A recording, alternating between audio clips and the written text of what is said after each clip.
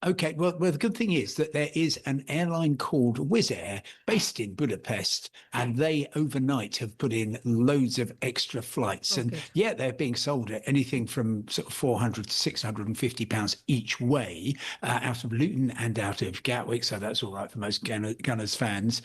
But crucially, they've got a couple of late night or rather early morning departures, 2 o'clock in the morning or so, going into either Luton or Gatwick. But the thing is, the match kickoff is at 5. You're going to want to have a drink afterwards, maybe something to eat, enjoy a bit of nightlife, and then head out to the airport at midnight for your 2 o'clock flight. That is a really and Simon, those flights selling.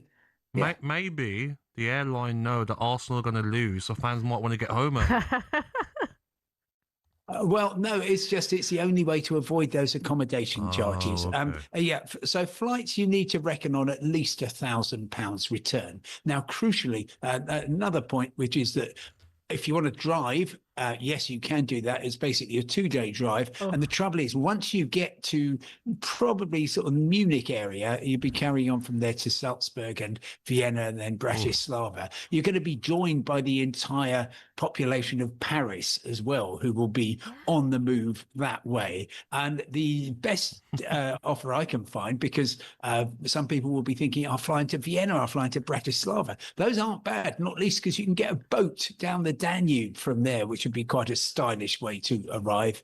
But otherwise, I'm afraid it is simply a matter of biting the bullet, buying those flights and trying not to get to have to pay those ridiculous prices for accommodation. And if you can find a little town sort of 30 miles or so outside, the train links are pretty good into Budapest. Simon, that's probably your best bet. Are you surprised, though, that there's not a cap that can be put on flights and hotels? And also... Simon's been fighting for this for years. No, but and also, I know the people in the past that have had hotels booked, and then hotels have cancelled it and said you've got to book at the bigger rate. How's that allowed? Yeah, well, I think to pick those up in reverse order, certainly if you've got a deal with a hotel, like the Arsenal fan had till the Spurs fan cancelled it, then that should stand. However, the airlines, the hotels are going to say, we've got a scarce resource here. We've got the entire population of North London and Paris all converging on the city. We've got to allocate them somehow. And the best way to do that is price. And I think there is no chance that anybody is going to bring in a cap on those. I mean, the main thing is that the airlines, we've had Wizz Air overnight. I dare say Ryanair will come in with some extra flights itself. And they, if you can get £1,000 return for thousands and thousands of fans, that's going to cheer up your airline's accountants no end at a time when the airlines are having a pretty tough time. Oh, that's a lot, isn't it, for people? I mean, it is a lot. I know you've got no sympathy, Gabby. We can tell by the look on your face right now. I think you might have been that cheeky Spurs fan. Listen to it on talkSPORT. Simon, who's your team? Are you an Arsenal fan, Simon? Oh, look, I well, looking at the top of the league, looking at the top of the league, I am at exactly the opposite direction. So I'm a Crawley Town fan. Okay. We were the last team that did not make the drop. We were 90th, I think, in old money in the league. But things can only get better, as they say. As they say in the words of D. Ream. Simon Calder, thanks for coming on this morning. Simon. We appreciate it. Thank you. Take care of Great to yourselves. see you. Thank you. Simon Calder, travel broadcaster and expert there. Still to come for you on talkSPORT Breakfast today. Ahead of tonight's Battle of Britain in the Europa League, talkSPORT's Matt Scott will tell Gabby why Forest will definitely be in the Europa League. That's our breakfast preview, all with our good friends at Travis Perkins. Can Bayern Munich convince Harry Kane to sign a contract extension? Or is a return to England inevitable? We'll do it next. Superstar Breakfast preview on talkSPORT with Travis Perkins. Get free next day track delivery. Head to travisperkins.co.uk or download the app.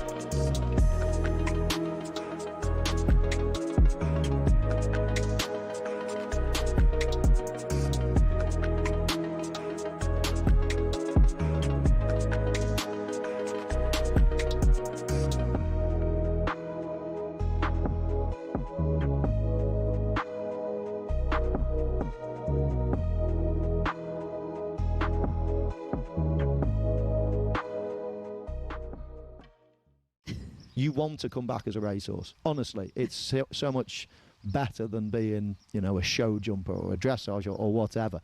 Racehorses get treated so well because at the end of the day, you need them to run as fast as you can and perform for you. We got here at 5:30 and I was like, there's already people looking after the horses already that early. Massages earlier on. Yeah. We were the rocked best up. feed. Yeah, 4 times a day. We only get fed 2. We get groaned at by this It's lot. been my missus here. Look after. I wanted to ask you about Sir Alex Ferguson, because obviously we all had that scare at the weekend when we heard this news about Sir Alex taking unwell. We believe that he's doing well. But is that what you guys had in common as well? Was that horse racing back in the day? Did you guys have that in common? I spoke to him. I was on the phone to him for 40 minutes that morning. Wow. We're talking about football. We're talking about horses. As I say, he's got horses here. Most Saturday mornings, he gives me a call and we go through all the horses for the day, and we share, what we know and things like that. So we might have his horse running on Friday at Chester. So yeah, I speak to him regularly, and he sounded absolutely brilliant, sharp as a tack as normal. We were talking a lot about Scottish football and what was happening up there. So it was such a shock to hear, obviously, that the next day he was taken on well, but hopefully it's not too serious. Have you spoken to him since, mate? I haven't since, but I would expect a message on my phone any time now, because he'll see that we've got 4 or 5 runners today at Chester, and he'll be wondering what's going on. Which horse should he be looking at?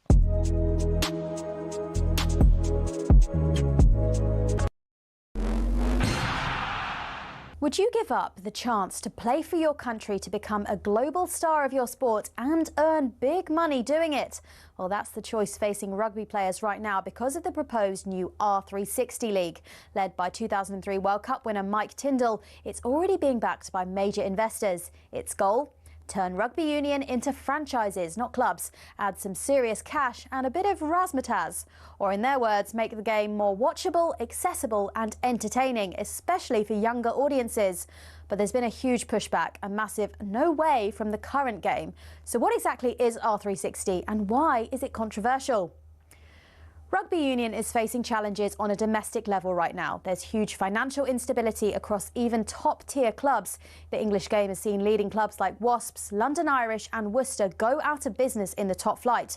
The Welsh provincial game is in total disarray too. R360 says they would remove what are easily some clubs' biggest expenses, i.e. the big stars, and therefore make more of them profitable. So the plan is to inject a new lease of life into the sport. But how exactly? Top stars of the men and women's game playing for a franchise-based league with fixtures in cities like London, Miami, Tokyo and Lisbon.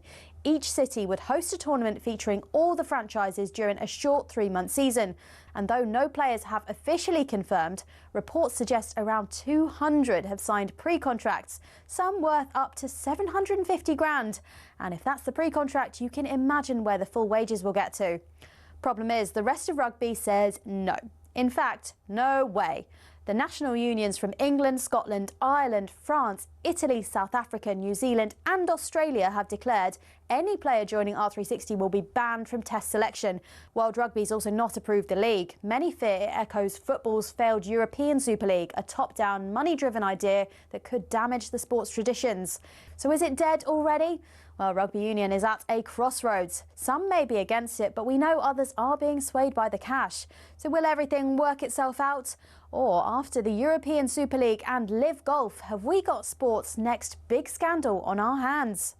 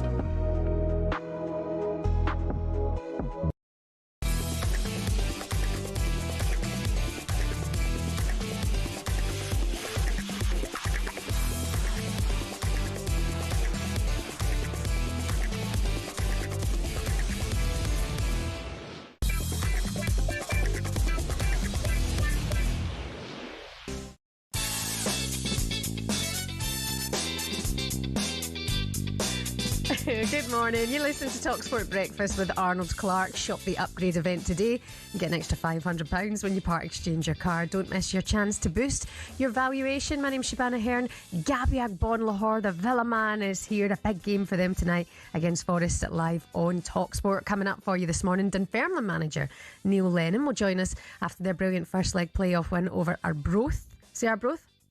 Arbroath. We'll ask Neil about the huge Old Firm clash coming up this weekend as well. I think Hearts can wrap up the title if Rangers win. Hearts can wrap up the title this weekend, depending on the Celtic Rangers result. Must be Rangers win because it Rangers would be. You're right. Well, no, that's not going to happen. I'm joking. Clip it. Former West Ham captain Kevin Nolan will look ahead to a massive game for the weekend. They host Arsenal at the London Stadium. This game is huge. Massive. I mean, there's so much focus on the Champions League final, but this is a huge West Ham have to go into that game as a cup final. Have to win. Yeah, the Hammers have it all to do if they want to stay in the Premier League after Spurs went above them last week. But now PSG are into another Champions League final as Bayern's Harry Kane came up short once again. Another appeal for handball. It's Origi. It's 2-0, and it is the European Cup for Liverpool.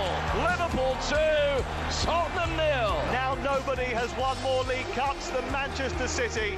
They win an 8th League Cup. They're 4th in the row, beating Tottenham Hotspur, who fall at the final hurdle again. It just isn't meant to be. It's Italian glory. It's England heartbreak. Low ball in, Oivamo slides it in, and again, England fall just short. Kane with a shot and scores. His Harry Kane's 55th goal of the season. Paris Saint-Germain, who are through, the first side in 8 years to make it through to the final as defending champions. Harry Kane might be that one player that we all go, oh, that's a shame. That's a shame it's not happened for him. No Champions League final, but ultimately his Ballon d'Or dream could also be over. You just wonder if he actually cares, if he's thinking about, I think he will be. Ballon d'Or. I think he will be because he's that sort of player. You know, the season that he's had.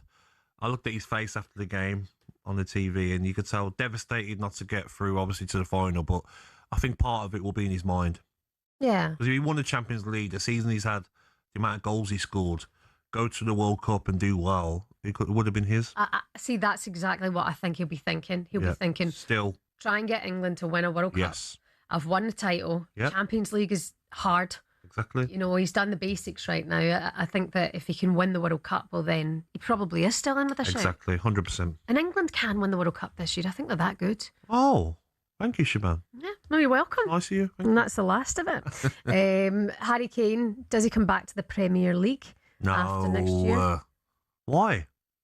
Why not? Well, look what he's doing at Bayern Munich. Why would there's no chance he'll come to the Premier League What, now? you think he'll retire at the Bundesliga? Or? I'm not. Maybe not retire. He might go to the States or Saudi maybe later on in his career. But at the moment, he's enjoying his football. Fans love him. Why would he leave? Well, let's find out more on this. German football expert Raf Hongenstein is with us now. Raf, good morning. Good morning, Raf. I've had better mornings. Good morning. Hello. What do you think about Harry? Do you think he would ever return? Is there any chat about that, or is his future committed to Bayern?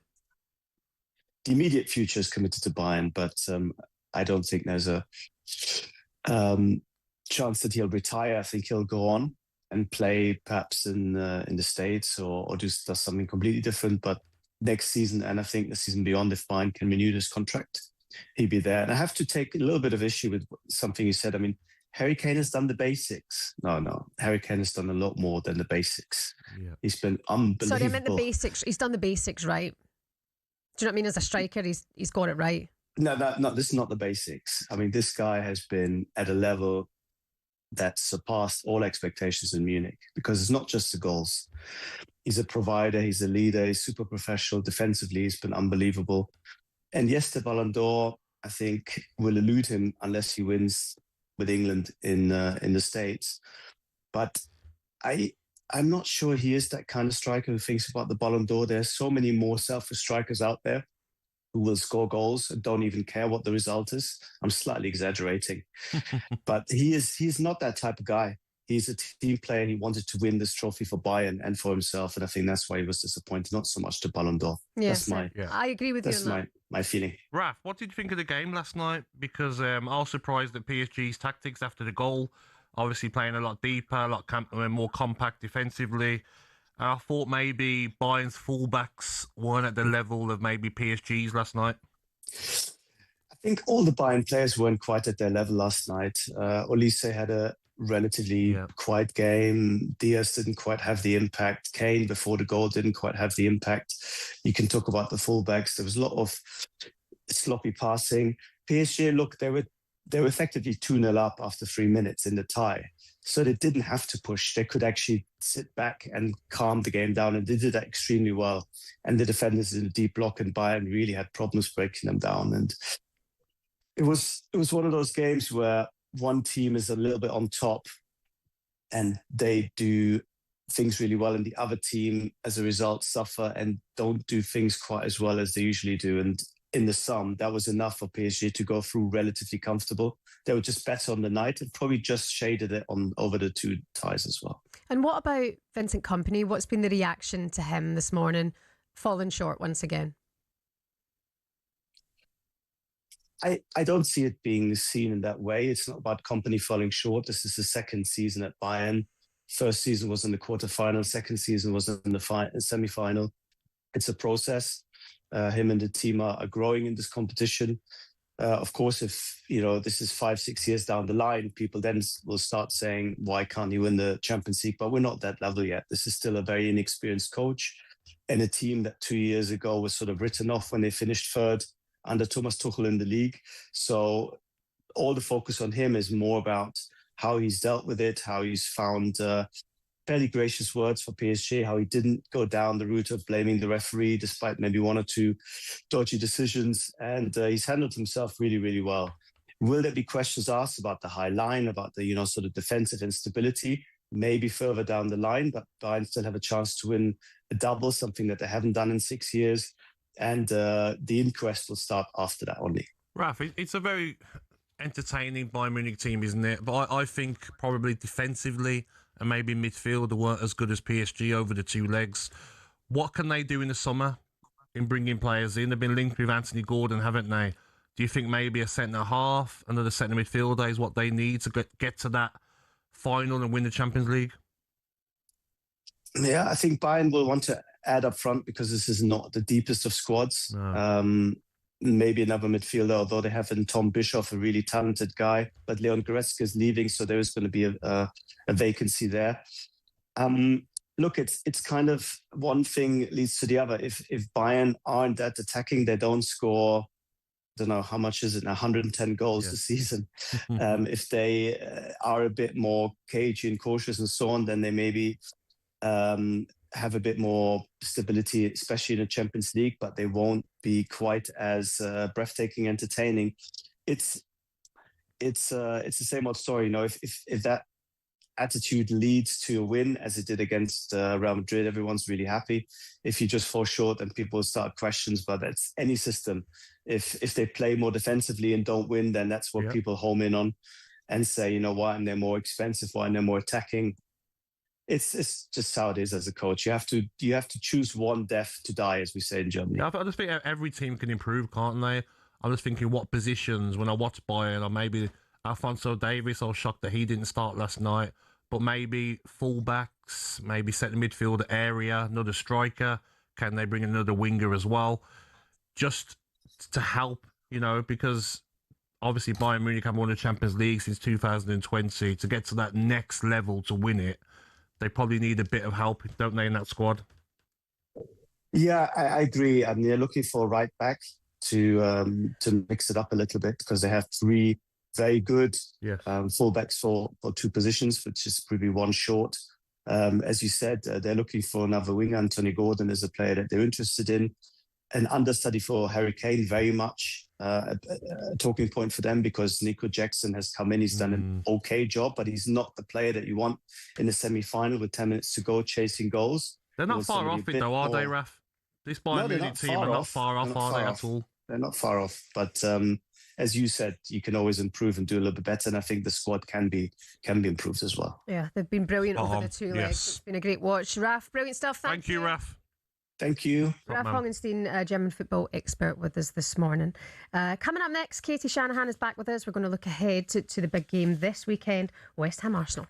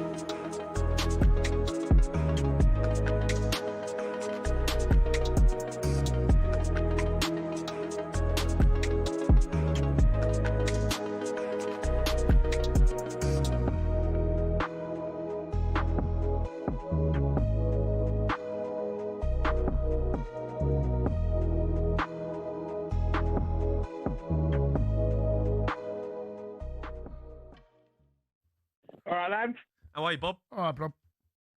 Oh, buzzing. Absolutely Congratulations. buzzing. Congratulations, Bob. Thank you very much. Well Thanks done. for being good sports and saying well done. Well Thank done. you. Well, you know. Hope you get pumped in the final. Yeah. All of that. Thank you very much. Is that against the Bayern Munich, who we've already beat 3-1? They didn't have a shot in the second half. Doesn't matter. Let me tell you, don't. I wouldn't go down that route now. I wouldn't be. What I'll be doing. But it doesn't matter when either of them teams can't even defend. It None of them can defend. Yeah, I would be very careful about talking about. Arsenal have conceded 6 goals in the Champions League. Yeah, I know, and defensively 6 the best goals. side. But I'll be very careful about talking about what you've done in previous games, because I seem to remember you actually beat PSG last season as well. Haven't we kept more clean sheets than Bruno Fernandes assists this year? That's all we're talking about, Bruno Fernandes assists. If this was Manchester do City, you know what, right? oh my God, we'd be all over it though, wouldn't we? Blob, if this was Man City, oh, we'd all drop down and bow to them. We'd bend over. Blob, I'm listen, sorry. Blob, listen. I wouldn't. This is Arsenal. Everyone's against us. Everyone has slagged us off all season. Our corners, our set play, our boringness. Champions League final. Not a game lost. Blob, Top of the Premier League. Blob. Yeah, go on then, mate. I'm talking to go you. On then. Right, listen, say, lads. what I would do, I'd be very careful about talking about Sorry, that. can I just say this is the Pinot Grigio speaking. I'm on my second bottle here. Crack on.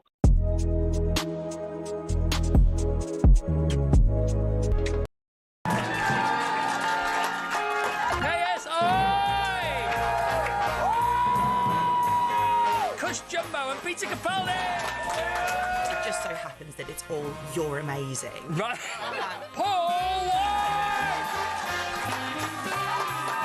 Sir Lenny Henry! I was face down and the dog sniffed my crotch. It was very, very embarrassing. Staying out for the summer.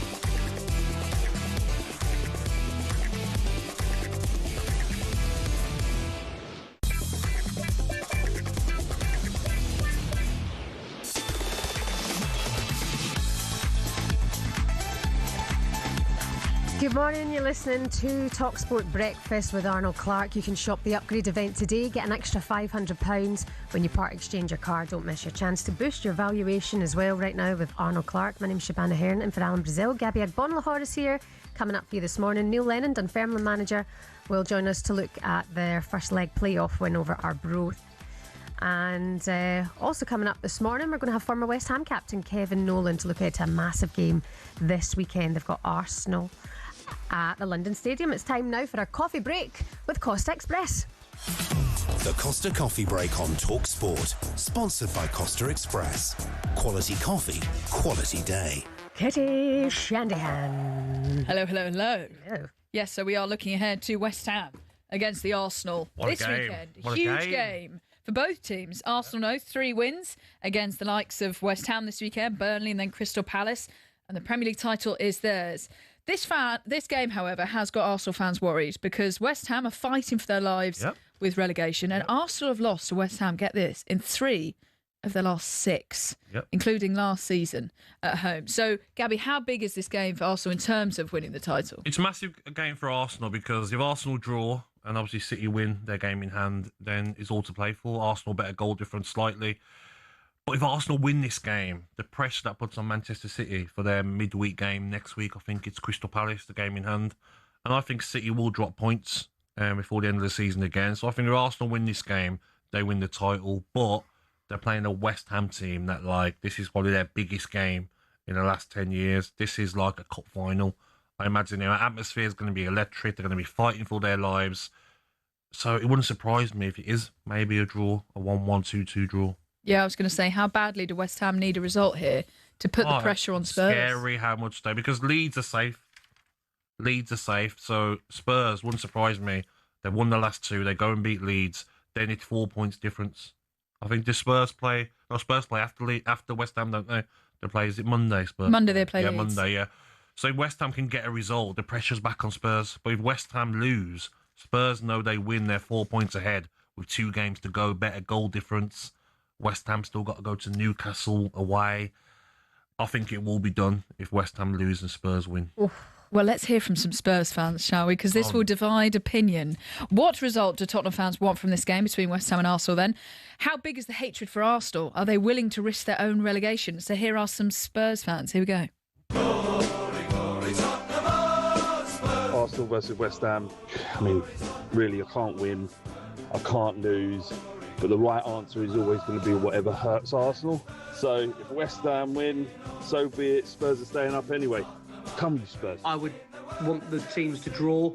Drawing would mean that Spurs remain above West Ham on goal difference going into Leeds United on a Monday night, and that would also derail Arsenal's title hopes and allow Man City to somehow find a way of still winning this league and stop Arsenal doing a potential double, which makes me feel absolutely sick in saying it. Where are your minerals? Where are your minerals? Listen to our manager. Our manager deserves. He said, I don't want people close to me crying and thinking in a different way to me. We are good enough to win the games and we are good enough to stay up. So what I want is a West Ham win and then Tottenham to win all their 3 games as well. We stay up, West Ham go down, and hopefully there's a miracle and City catch Arsenal at the top.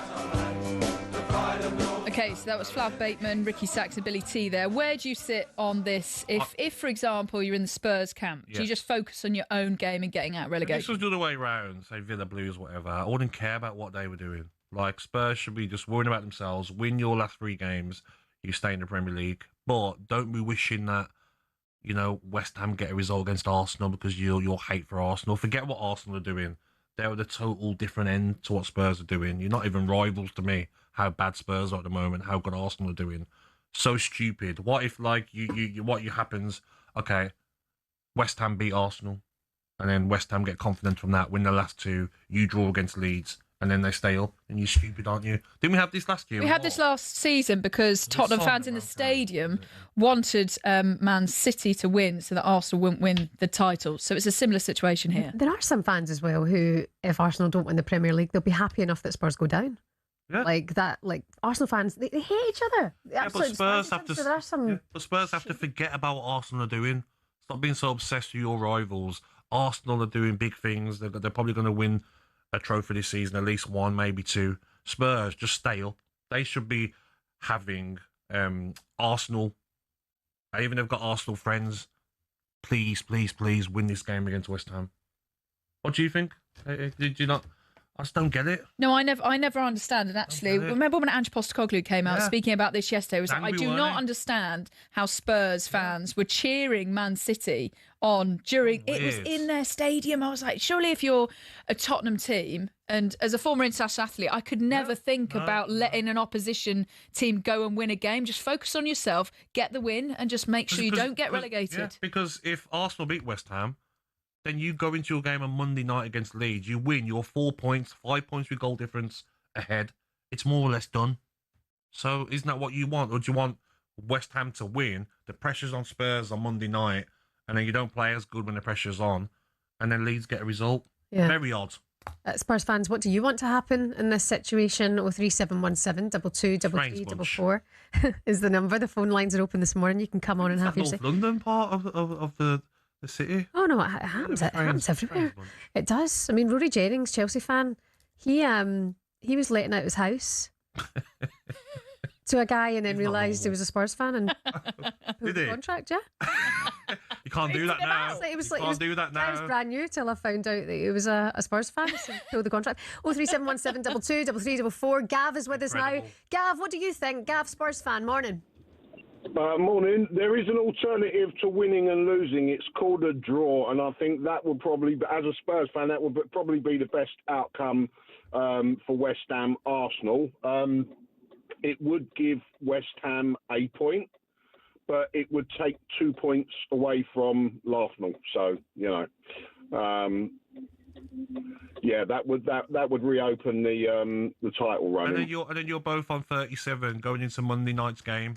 Pressure back on.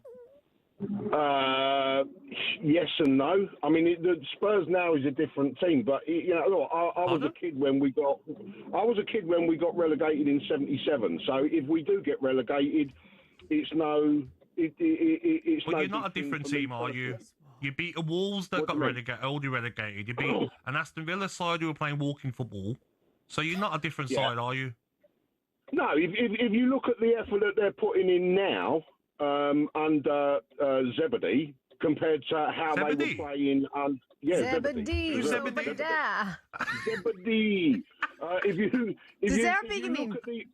If you look at the effort that they're putting into their games under this manager compared to like Igor Tudor, it is a completely different team. Yeah. Big up Zebedee. He's a man. Gav. Zebedee. Love that, Gav. Thank you for your call this morning. Build Zebedee a statue. Katie Shanahan, thank you very much. That was all thanks to Costa Express. The Costa Coffee Break on talkSPORT, sponsored by Costa Express. Quality coffee, quality day.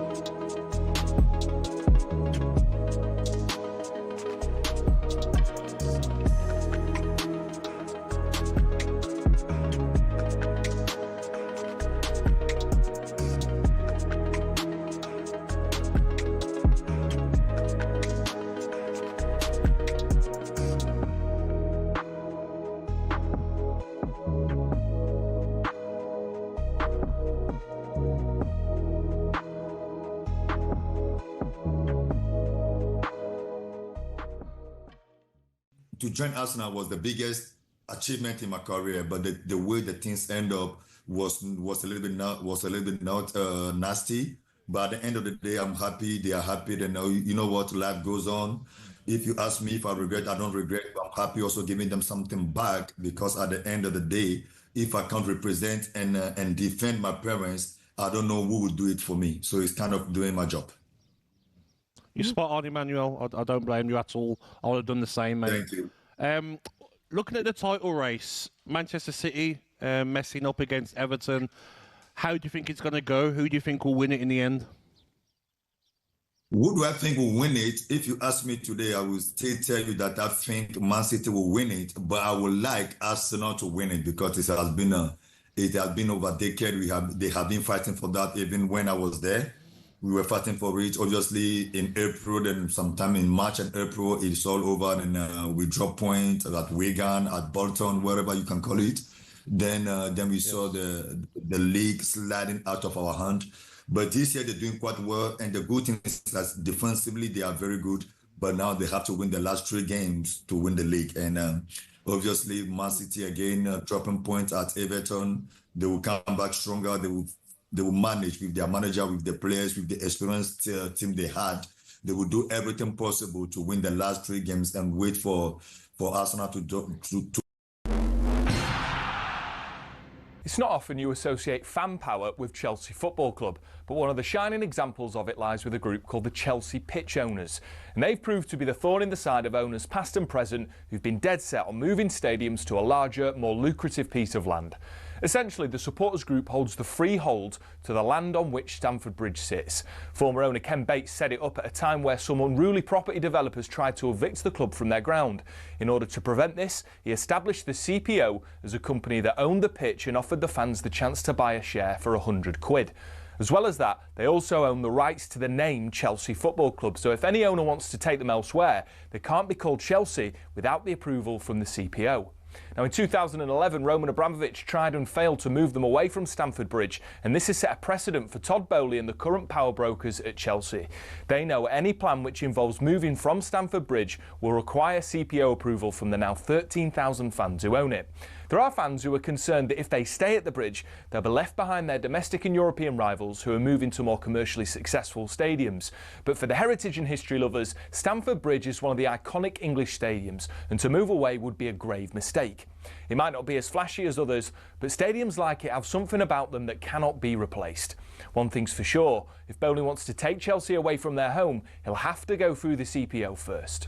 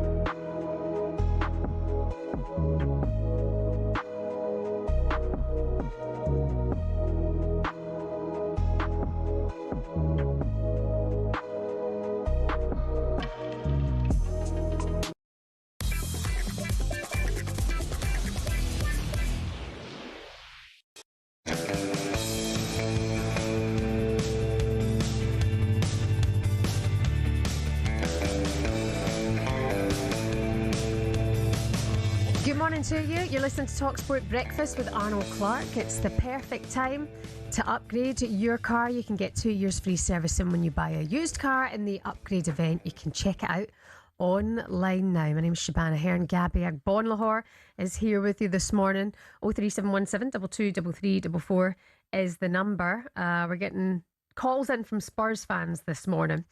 Arsenal fans might do you a wee favour this weekend if they beat West Ham. Some of you joining us now. Good morning to Daniel, the Spurs fan. Daniel, what do you think about this? Morning, Daniel. Morning, guys. How you doing? Oh, well, mate, you? Brilliant, thanks. You? Yeah, very well. Thanks for having me on. Thank you for calling. What do you think about this? I honestly cannot for life of me understand how any Spurs fan will want us, West Ham to win on Sunday. I don't get it. Because it'll help you stay up. Well, I've been a season ticket holder for 20 plus years, right? And yeah, Arsenal are fiercest rivals.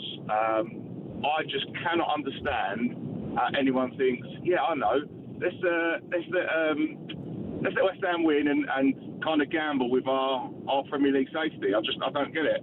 I'll throw a spanner in the works here, guys, as well. And this will split opinion. I'd accept them winning a double if it meant we stay up. 100%. Yeah, that's the right way to think, I would say, Daniel. It's so odd because Spurs fans should look at this, mate, and say, Arsenal are going to do us a favour. That's what you should look at it. 100%.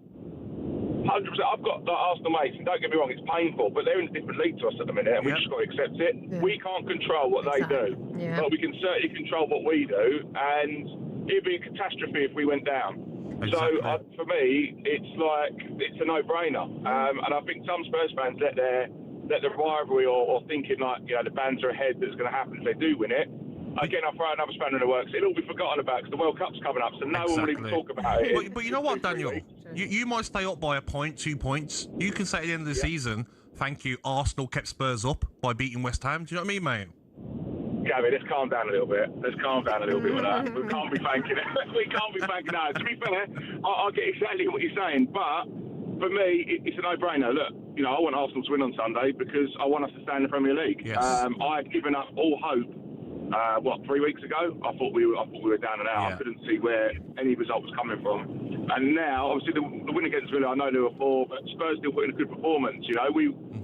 I think a lot of people were saying about Villa resting players, but you saw Forest rest players against Chelsea go there and win. Palace rested players against West Ham. Yeah, well, Villa still had strong players out there. Matty Cash, Morgan Rogers, Emi Martinez played. So it was still a strong side. Yeah, you got to go and do a job. And I think they did. I think that's what people seem to forget. Villa rested players. They're still Premier League side. That's a hard ground to go to. Spurs turned up, did a great job, and earned those 3 points. So. For me, that just gave us a little glimmer of hope, and for us Spurs fans to be celebrating that result, to then go, oh, actually, I don't want Arsenal to win on Sunday. It's crazy. Yeah, it's I mean, you crazy. mentioned I can't get my head around it. earlier on, Daniel. You've just got to control what you can control, and you can't control Arsenal, that's for sure. Daniel, sensible call. Thank you very much. Thank you, mate. 03717 223344 is the number. We've got Charlie with us now. Charlie, are you with Daniel? Or Good morning, Charlie. Do you feel a bit differently? Hello. Hello. Yeah, hi there. I just wanted to say I completely agree with the last caller. It's unreal that some Spurs fans would want that. I'm on his page. I'd like Arsenal. I wouldn't care if Arsenal won a double for when we stayed up. Yeah. I want them to win against West Ham, and we just got to do what we do. Honestly, it annoys me. It annoys me that these idiots come out and say this. It's a proper Spurs fan. You got to stay in the league. Yeah, get your bread and butter right. That's where I am, and I just wanted to put my 2 pennies worth in, and that's it, because I just don't want the narrative against Spurs fans again, like the Man City thing, whenever it was last year. I just wanted it to be, any Spurs fan, this is different this year. We've got to stay in the league. That's it. Exactly, and you're not in with a chance of winning. The games you've got coming up as well. Leeds won't be easy, but you can get a result against them. But then you've got Chelsea. What Spurs do against Chelsea. They're going to be dying to beat you and send you down. That Chelsea game is the one I'm scared about. So we need to win. Exactly. We need to win against Leeds. It's 4 points, like you said, Gabby. Yeah. It's 4 points. And I don't want to lose, but we could almost maybe afford to lose against Chelsea. All right, Charlie, good luck to you. Well done, Charlie. Thanks for your call this morning. Coming up for you tonight, it's a huge game for Gabby's beloved Aston Villa at Villa Park tonight, because they host Forest in the All-English Europa League semi-final second leg. And you can hear it live here on talkSPORT.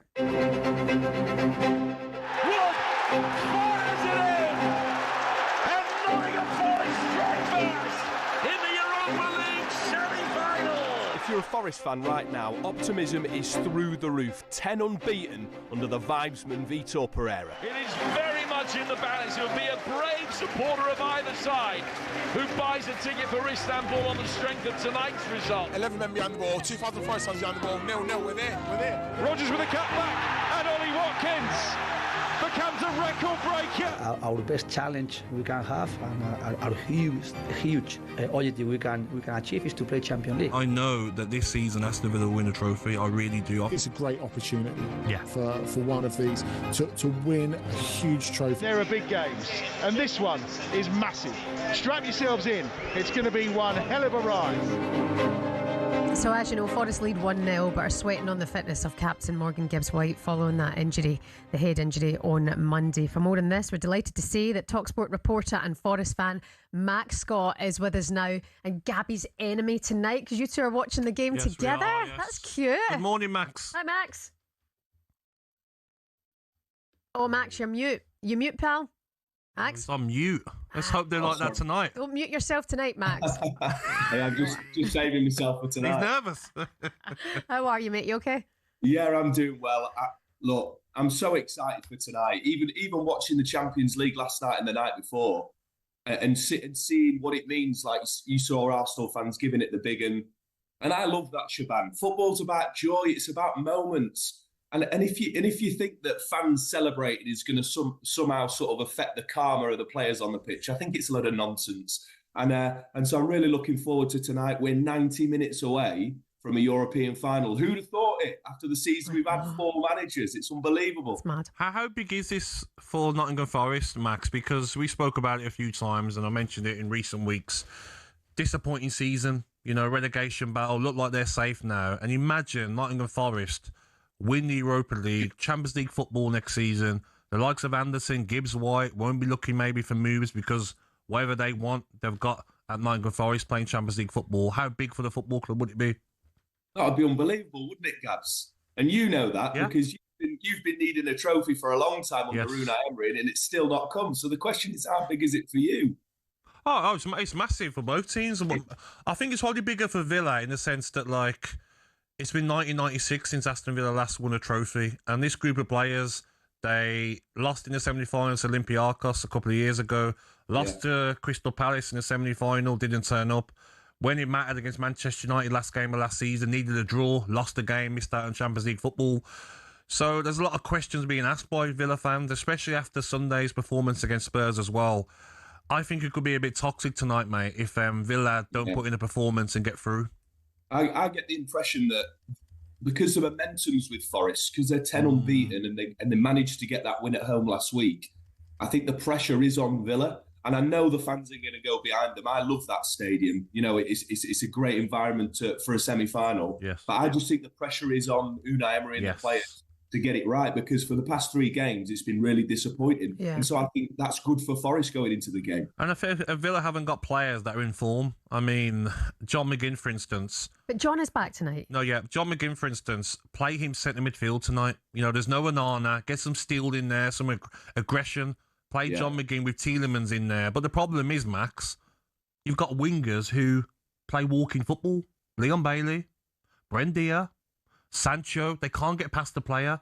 That's the problem. If Aston Villa had Rashford, if they had Diaby in previous seasons, maybe they would put John McGinn into the midfield. But because the manager knows he can't trust any of his wingers, Morgan Rodgers is the only one that can put in a performance. John McGinn will probably play on that right-hand side. Yeah, and it's strange, Gabs, because whenever we've been talking, you've almost been trying to convince me that we're going to win, and I'm almost trying to say to you it could be the other way around, because if Morgan Gibbs-White plays and channels his inner Terry Butcher, it would be, I don't think it's safe for him to play, though, is it? Concussion and what he's been through. I don't think it'd be safe for him to play tonight. He's not had concussion, so excuse me. So you sure? Yeah, he's no concussion. It wasn't a concussion substitute. It's just a nasty injury. And he's had a mask fitted, whether he plays or not. I don't necessarily think he will, Gabs. But it's not just Gibbs-White who's carrying this club on his shoulders. Anderson, yep. It's, Ola Aina is a doubt. Murillo's a doubt. Sangare's a doubt. And so I guess the only thing you'd say, guys, is that Vitor Pereira made 8 changes at the weekend and they still beat Chelsea. And so there is, and I know you can't quantify it, but there's a togetherness, there's a fight, there's a spirit about this side at the minute, which makes me proud and makes me think, you know what, we really could go on and do something special this evening. Max, I'm feeling the vibe from you. It's got positive energy. Gab's more on the nervous side, I would say. We've got a lot more haters now because of our performance against Spurs. What about the haters? So a lot of fans, West Ham fans, quick enough to chuck it, Gabby. Other fan bases want Villa to lose, which is it's not a nice thing to hear, Shebahn. You do it all the time. Do I? Come on now. Max, you're going to be back on the YouTube channel tonight with Gabby doing this watch along, aren't you? See you later, Max. Yeah. See you later, guys. Tune in for the watch along. If you want to see Gabby tears, then tune in, because it's the only place you're going to get it this evening. That might be the highest rated thing ever to come out of talkSPORT, is Gabby crying at this watch. I've already said, and I've got no shame in saying it, I'm meant to be doing a 10 a.m. show tomorrow, and I will be taking it off if you don't get the result. Put it out there. It's down to Aston Villa. All right. I'm looking forward to this one tonight. It's live on talkSPORT, so you can stick our commentary on the radio and then make sure you watch the guys as well on the YouTube channel to see Gabby crying his heart out. Right, still to come for you on talkSPORT Breakfast. Thanks, Max. Superstar Breakfast preview on talkSPORT with Travis Perkins. Go big on landscaping with Travis Perkins. Find everything you need at travisperkins.co.uk.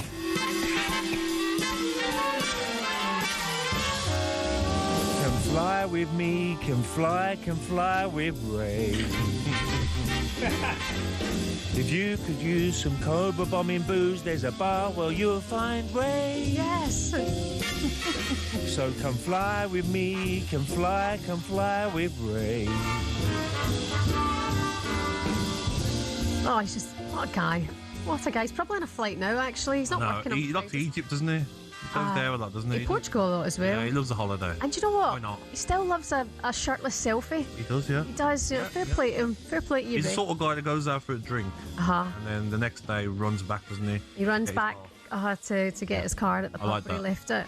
And he says that when he goes out with his wife, he ends up leaving her and then going to the bar and speaking to randoms and catching up with the guys.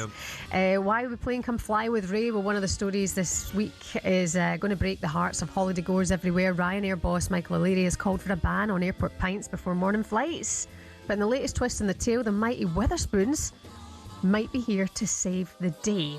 We'll be bringing you all the developments on that story live from the scene shortly. By the way, Ray Parlour will be on the show alongside us tomorrow. Yes, that was our breakfast preview with Travis Perkins.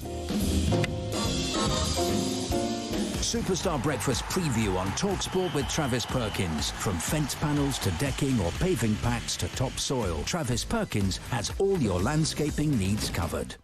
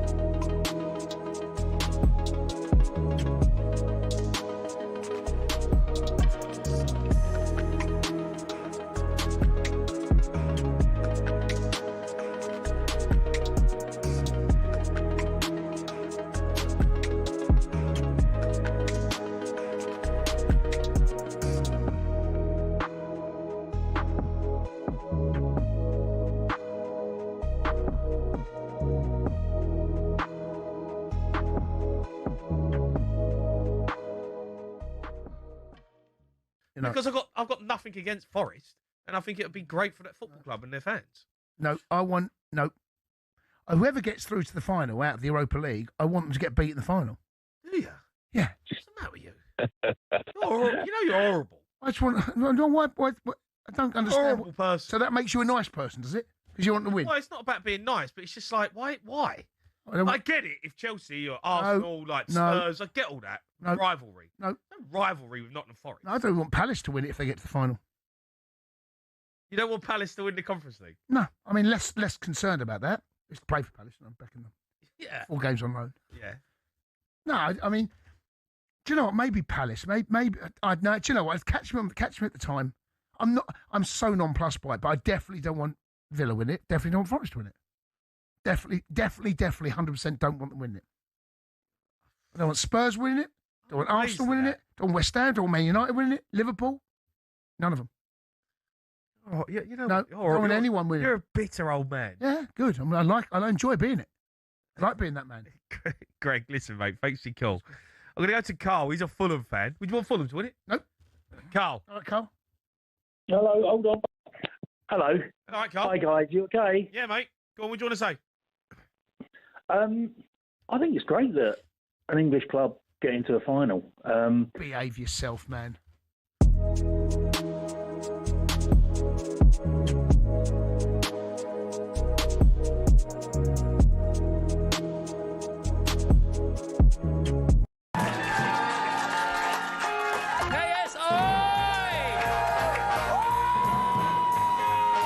Jumbo and Peter Capaldi! It just so happens that it's all "you're amazing." Right. Paul White! Sir Lenny Henry!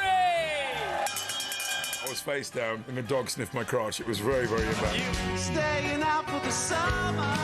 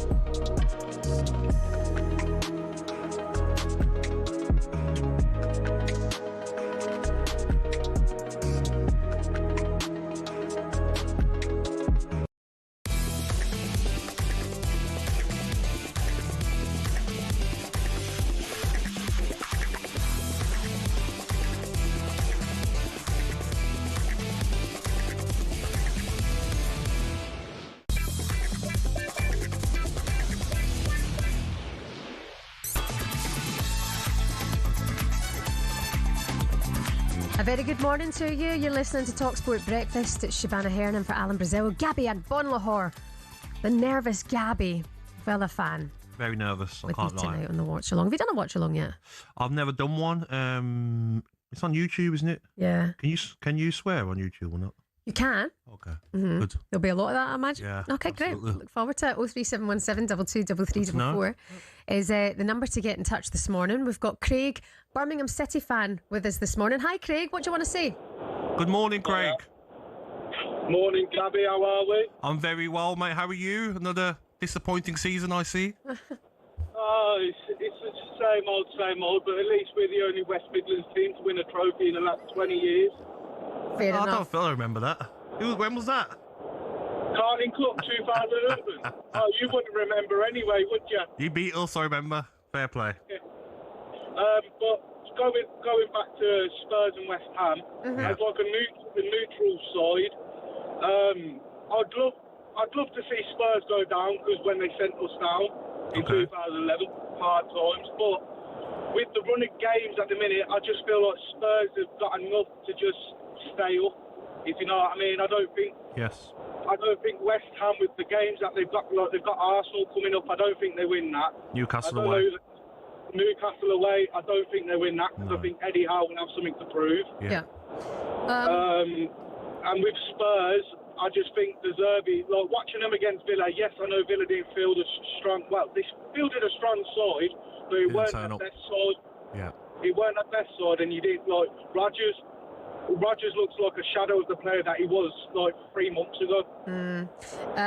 Craig, thank you so much. Say up to Villa, Craig.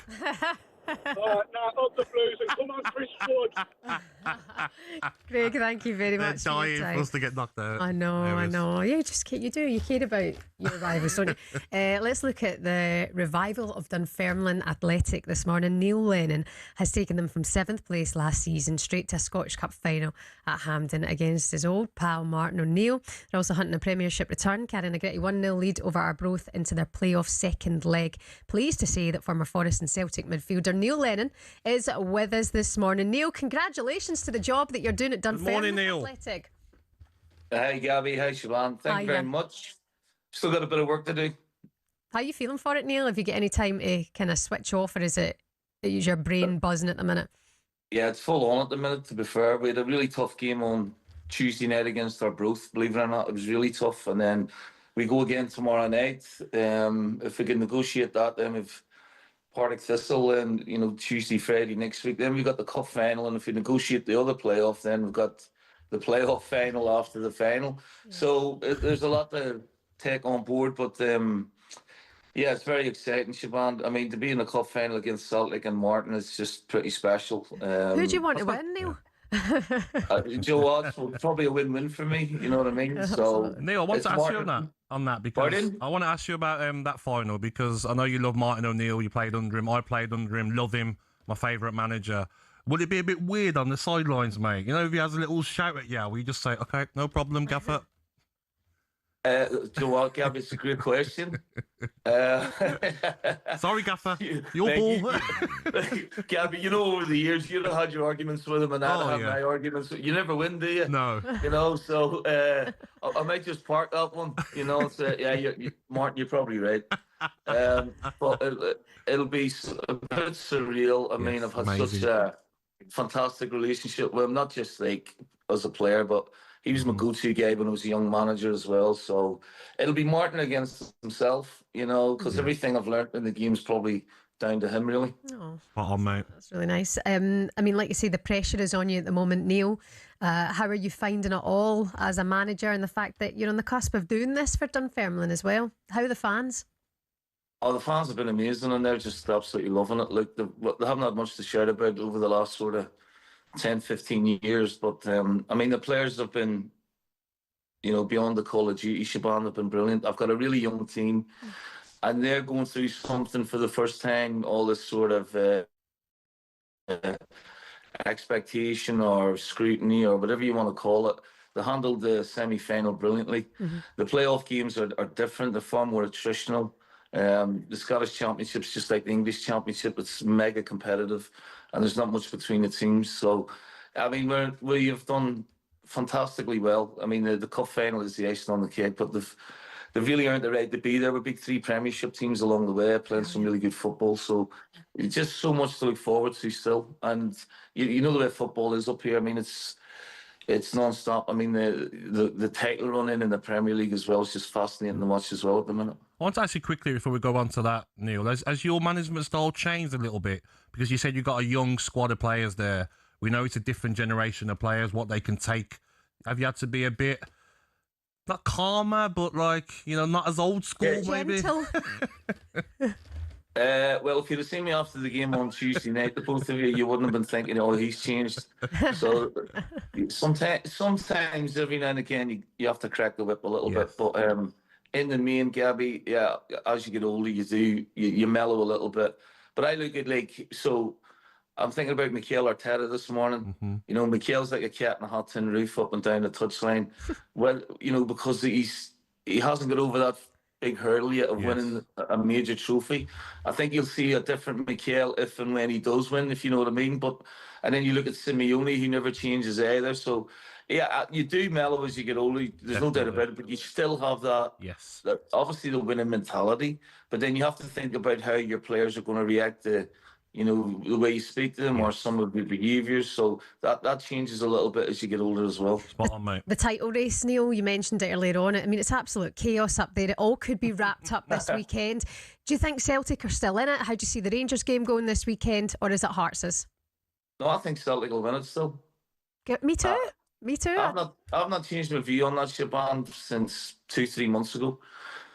Look, there's a lot of Celtic have set the standard for years, and maybe they're falling below their standards a little bit, and then all the doom-gummers come out and start, putting the boot into Celtic. Whenever I see Celtic play, they've not been brilliant, but they're creating clear-cut chances, game in, game out. Dundee away, Hibs the other day, Maeda had 2 one-on-ones before they scored. If they start taking it, they scored 6 against St Mirren. There's only one team can do that in Scotland. Derek has done amazingly well. I thought they were brilliant on Monday against Rangers because they were a goal down. All the pressure and scrutiny were on them, but they came out and handled the occasion, and his tactics were absolutely brilliant. What he's done with Hearts in it so quickly has been all down to him, but he's been fantastic. I just don't know if they're ready yet. They've got to go to Motherwell, and they've got to go to Celtic. Now Celtic will know what the result is on Saturday night, but they're playing Rangers, so that'll take care of itself. I think Celtic will win on Sunday. I'm not saying it's going to be easy, but then it'll be down to the last 2 games. But I think that's a real tough game for Hearts at Motherwell. And then Celtic got to go. Well, Motherwell seem to play well against the big teams, Shebahn. And Askew's done a fantastic job. That they can really play. And when they beat Rangers at Ibrox a couple of weeks ago, it's not over yet. All these people handing out the title to Hearts, it's a bit premature for me. Neil, we could talk to you all day. We're running out of time. Come back and speak to us again soon. Good luck to you in the playoff. Good luck to you in the final. But in the final, I wouldn't mind you losing. No offence. There's no need for that, Shebahn. There's no need for that. Thanks a million, guys. Best of luck to you. Neil Lennon, what a legend there with us on talkSPORT Breakfast. Coming up next, Mikel Arteta is reportedly in for a new contract. Is that just the start? You can give us a call this morning, 03717 22 3344. Arsenal fans, is he your man for the future, even without winning a historic double yet? Good morning.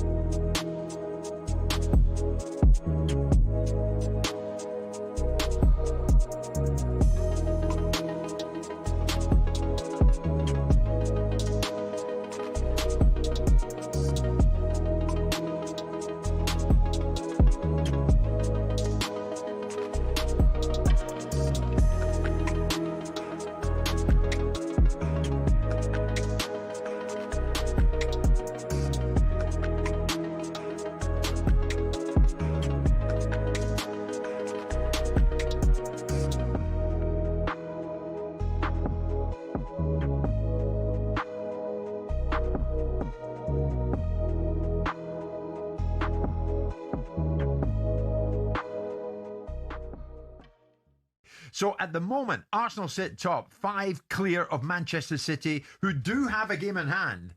And Pep was asked, where does this leave it? In your eyes, where does this leave it all? it's better the point than don't point, and it would have been better win the game that we needed at the point. So I know it was in our hands, in Arsenal hands as well before that game. It depends of the goals conceded. Now it's not. So, but for responsibility, you have Brentford, Saturday 3 and continue, and we'll see what happens. So it was 3-1. It ended up 3-3. Next up for Arsenal, West Ham away. Do you, like Thierry Henry, think you better watch that one? Of course. You better be careful of that one. Of course, because this isn't Tottenham rocking up to Aston Villa that couldn't even be bothered.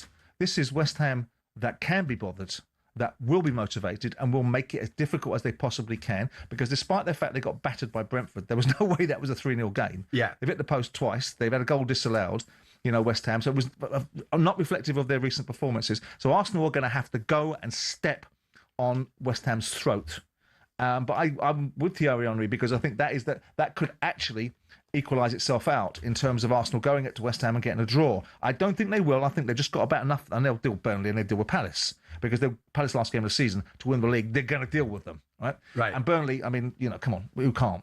So with that in mind, the question for me was, what were Manchester City doing? The big question for Pep Guardiola is, what were they doing for 23 minutes in that second half?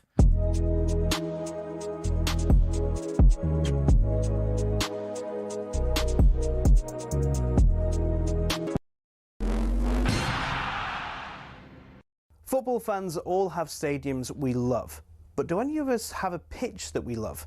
It might sound like an odd question, but pitches can be different sizes with big consequences. Why is that? And what are the actual rules? Back when association football started, pitches could be up to 100 metres wide and 200 metres long. That's longer than Ellen Road. Not the pitch, the stadium. Anyway, UEFA wanted a standard across Europe for international matches, which became 105 metres long and 68 metres wide. But some clubs had been rebels, not intentionally, but because of the stadiums. Take Highbury, for example. It was 5 metres shorter and a metre narrower, meaning away sides had a challenge to adjust. White Hart Lane was exactly the same. And actually, when Spurs temporarily moved to Wembley, they asked the FA to shorten the pitch. The FA, very offended by the sacrilegious suggestion, said no, which in fairness could have actually benefited Tottenham, because when they moved into their shiny new stadium, the pitch was exactly the same size as Wembley's. Today, Forest pitch at the City Ground is a big one. It's 2 metres wider than any other pitch in the Premier League. But the smallest of all, Craven Cottage, just 100 metres long and 65 wide. No excuse for not tracking your man. There are a couple of crazy outliers in Europe too. At Napoli's home ground, the Stadio Diego Armando Maradona, the pitch is a whopping 110 metres long. At least they don't play on a slope like Newcastle do. There's a 2 metre incline on the pitch at St James's Park. And don't get me started on the old pitch at Yeovil too. It used to be a slant of 2 metres corner to corner and across the halfway line. So UEFA have their standards. So do the FA, but they do give pitches in England some wiggle room. Pitches can be anywhere between 90 and 120 metres long and between 45 and 90 metres wide. I mean, the rules state you can't have a square pitch, but in theory you could have one that's 91 metres long and 90 wide.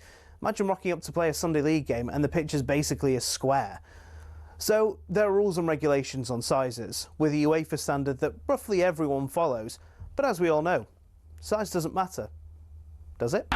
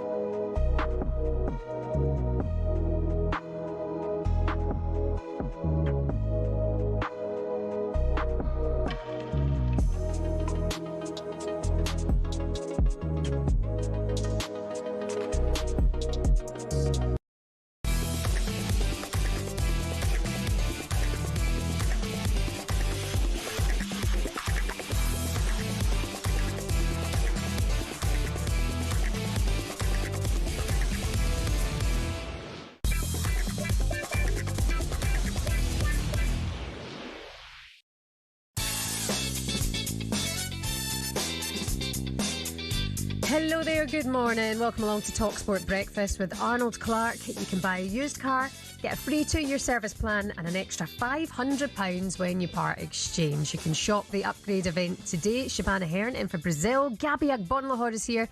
Here's what's coming up for you. We're going to continue to look ahead to this monumental all-English semi-final tonight between Villa and Forest to book their spot in the Europa League final. A man who's tasted European glory twice with Forest, the legend Gary Birtles, will be with us a little bit later on. Another all-English affair is going on this Saturday in the boxing world. Fabio Wardley defends his WBO heavyweight world title against Daniel Dubois. Fraser Clark, a man who's fought Fabio Wardley twice, will join us later on for more on that. And we're asking, what is the best kind of pint? This is because of the airport pint might be cancelled. We're fearing for its future. We've got an update on that story in about 10 minutes. People need a drink though, don't they? Sometimes to fly as well. Scared of flying. Need some alcohol. Well, yeah. But then they go bonkers before you know what they're like. Yeah. Have too many. I think it's not fair though. I think people, that's a tradition, isn't it, for a lot of people? Is there even early mornings, the 6 a.m. flights, 4:30, 5, have a drink, have a fry up, and then get on the plane. I know. We're going to discuss its future soon for you in the show, but now is it time we start giving this man the praise that he deserves? Oh. The one reason we are where we are, and I said it before, is because of Arteta, because he has changed the culture. The margins and the difficulty of what we are trying to achieve is huge, but we have the ability. I've been setting really high standards for the last few years under Mikel and probably longer. Arsenal are now firmly in the driving seat. If they win all their games, Arsenal will be Premier League champions. They've been very, very good in what they've done and been steadfast behind Kel and the job he's done. Quietly built a really, really good squad of players. Arsenal are going to be a pest in Budapest. After 20 years and for the second time in our history, we are back in the Champions League final. Mikel Arteta has established there year by year that winning mentality, that ruthlessness. We made history again together, and I cannot be happier, prouder for everybody that is involved in this football club. Yeah, into the final. A huge achievement from Mikel Arteta and Arsenal. 6 seasons he's been in the job with only one FA Cup to show for it. But could he finally be getting the riches that he and the Arsenal fans have been waiting for? 4 games away from the Premier League, Champions League glory. Arsenal are planning to offer Arteta a new contract regardless of the outcome this season. His current deal expires at the end of next season. Gabby, it's a no-brainer to tie him down because they are seeing progress year on year. I think seeing progress, of course, and yes, new contract because they've improved on last season. But I wouldn't have discussed the contract until they got into the final. Because if they say they got knocked out of the semi-final again and didn't win the Premier League, then you'd say it hasn't been a success. But it's been an improvement on last season. But they've not won it yet. No one remembers second place. But this is your time. This is your time to get a good deal. No one remembers second place. No one remembers getting to a cup final. I got to cup finals. No one remembers it. Remember who wins. Mm-hmm. So they have to get over the line. 03717 223344 is the number to have your say on this. Arsenal fans have been getting in touch this morning. Morning to Jack. Jack, how are you? Is Good he your morning, man for Jack. the future? Morning, Gabby. Morning, Shebahn. How you doing? Great. How are you, Jack? Yeah, good. Just on the way to work. What'd you do? I'm a secondary school teacher in an AP in Rugby, just outside Birmingham. What'd you teach? Yeah. So, PE. So all of the BTEC sports. Yeah. So I'm on my way there this morning. Love that, mate. Good stuff. Yeah. Good for you, Jack. What do you want to say about Mikel Arteta? I mean, should they hold this until we know the result of this season? Do you know what, Shebahn? I've been listening to Gabby and yourself, and I understand what Gabby's saying, but as an Arsenal fan, being an Arsenal fan my whole life, and having watched them through us losing our character throughout the stadium, our fan base getting rinsed every year, being mocked upon, and to finally actually come back in it, to be back up with the big boys and battling and pushing. I mean, if you look at the last 5-6 seasons, if it wasn't for Pep and Klopp, I fully believe we would have been able to win something. Now, I understand what Gabby's saying, nobody remembers second place, But in terms of where Arsenal were to where we are now, it is all down to Arteta. He's come in and he's ripped up the handbook. If you think about the team he inherited, Gabby, it was horrendous. There was no fight. There was no dog. There was no willingness to try and at least attempt or push. He spent good money to do that, though, hasn't he? Yeah, no, and rightly so. Yeah. I mean, you know, he suffered with that squad, and why not have a go? Yeah. Now, I was very much on the fence until probably the last couple of weeks. That loss against City hurt because the noise got loud, and then obviously, you know, we looked a bit ropey in the months previous, but it's just something inside telling me how he's been able to get us to switch. He switched the tactics. We're playing better football. Mm-hmm. We look more attacking. We look more creative. And I think that's going to see us through. And if he gets the league and he gets the Champions League, 100%. But on the flip side to that, he needs to get silverware. Agreed. Okay, Jack, strong call from you this morning. Mate. Have fun at school today. Yep, good luck. Yeah, you too. Hope the kids are good for you. Good for you, Jack. Thank you very much for your call this morning. I mean, looking at this final against PSG, you just watch how they've played over the two legs. I think they're outstanding. You know, and we discussed this yesterday, and you can't take it away from Arsenal, Gabby, that they are in that final. A good team has gotten to the final, and we know in a one-off game, Arsenal can win this. They can win it. They can. Mentioned this. They played each other 10 times. Yeah. PSG will probably win 8 or 9 of them. But in a one-off game, considering how much fire's in their belly, Declan Rice calling for 200,000 fans to Budapest, they have a real opportunity here. They do, but when I look at this PSG side and I look at the players that they've got, I mean, look at last night, you know, no Hakimi, Zaire Emery comes in at right back and looks like he's played there all his life. Yeah. And you look at the squad of players, they've got PSG as well. Last night, their average age was 25. Young team they've got, and I think they're gonna conquer Europe for a long time, win multiple titles. They look very hungry, but there's one player out of both sets of players that I'll be very scared of if I'm Arsenal. Kvaratskhelia. He's a Champions League man.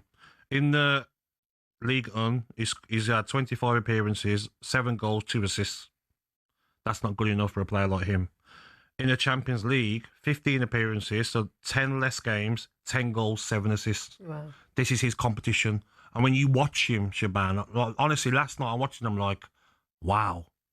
In second half, he sort of chopped Upamecano, and I think everyone watching went for it as well, and then gets a shot off on his left foot. He's both-footed, he works hard going back, and he can win a game on his own. So I think if Arsenal are going to win this game, they've got to have some game plan. They need Timber fit. They need Timber. They need, I don't know what. They need a hell of a game plan because Dembele, Doué, Kvaratskhelia, Barcola coming off the bench.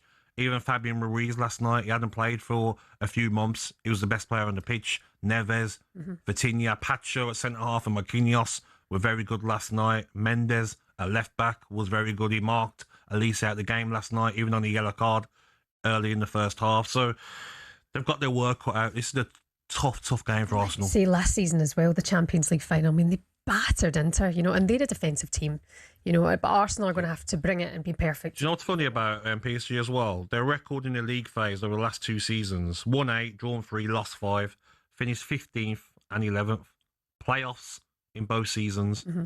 And the route they've had to the final in both seasons has been tough.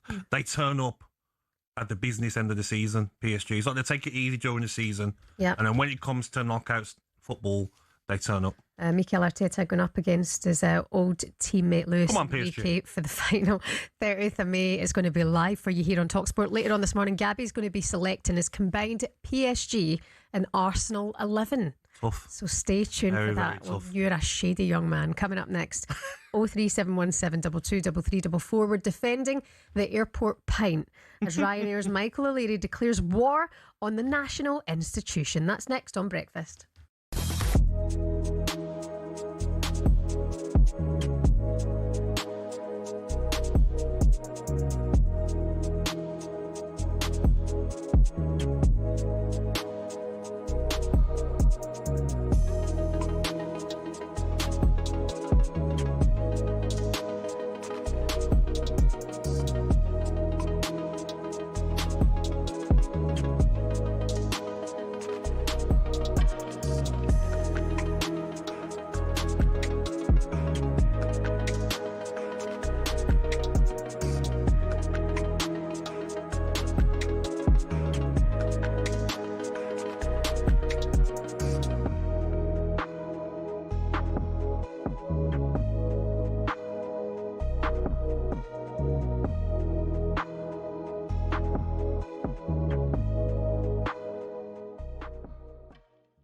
Real Madrid striker Kylian Mbappe, who has faced criticism from his own fans after taking a trip to Italy on a mega yacht with his partner. He's recovering from a hamstring injury he suffered on April the 24th and was given some days off last week. He arrived back in Madrid on Sunday, shortly before kickoff, when Madrid played away against Espanyol. Many fans thought Mbappe should not have taken a break and should have stuck with the team, going through a difficult time at this particular time. Alvaro Arbeloa said, well, in their free time, each player does what they see fit, and I don't get involved with that. Mbappe's representative said part of the criticism was based on an over-interpretation of elements related to a recovery period, strictly supervised by the club, without reflecting the reality of Kylian's commitment and the work that he puts in every day for the team. So that was Mbappe and Real Madrid. But then there's Liverpool. What was going on with them? Danny's old club.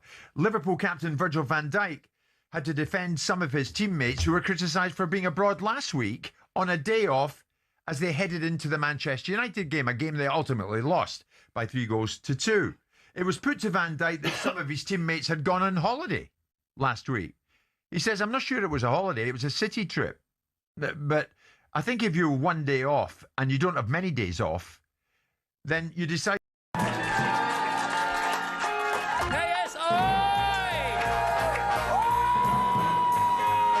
Jumbo and Peter Capaldi. It just so happens that it's all you're amazing. Right. Paul Wag. Sir Lenny Henry. I was face down and the dog sniffed my crotch. It was very, very embarrassing. Staying out for the summer.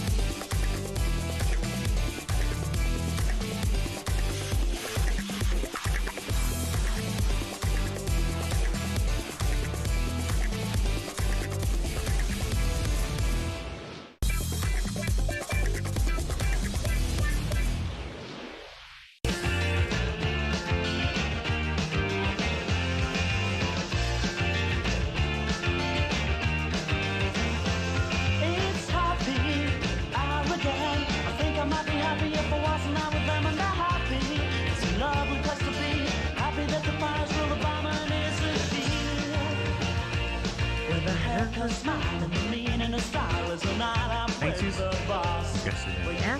Is it the 80s, Andrew? No, it's the 80s, guys. Take the rest of the day off. What a good place to be.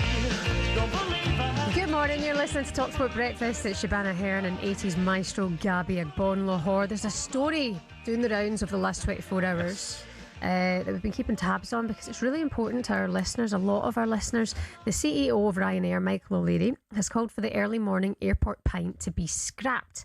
This is because apparently it kicks off in a number of planes and they have to divert them if people have had one too many.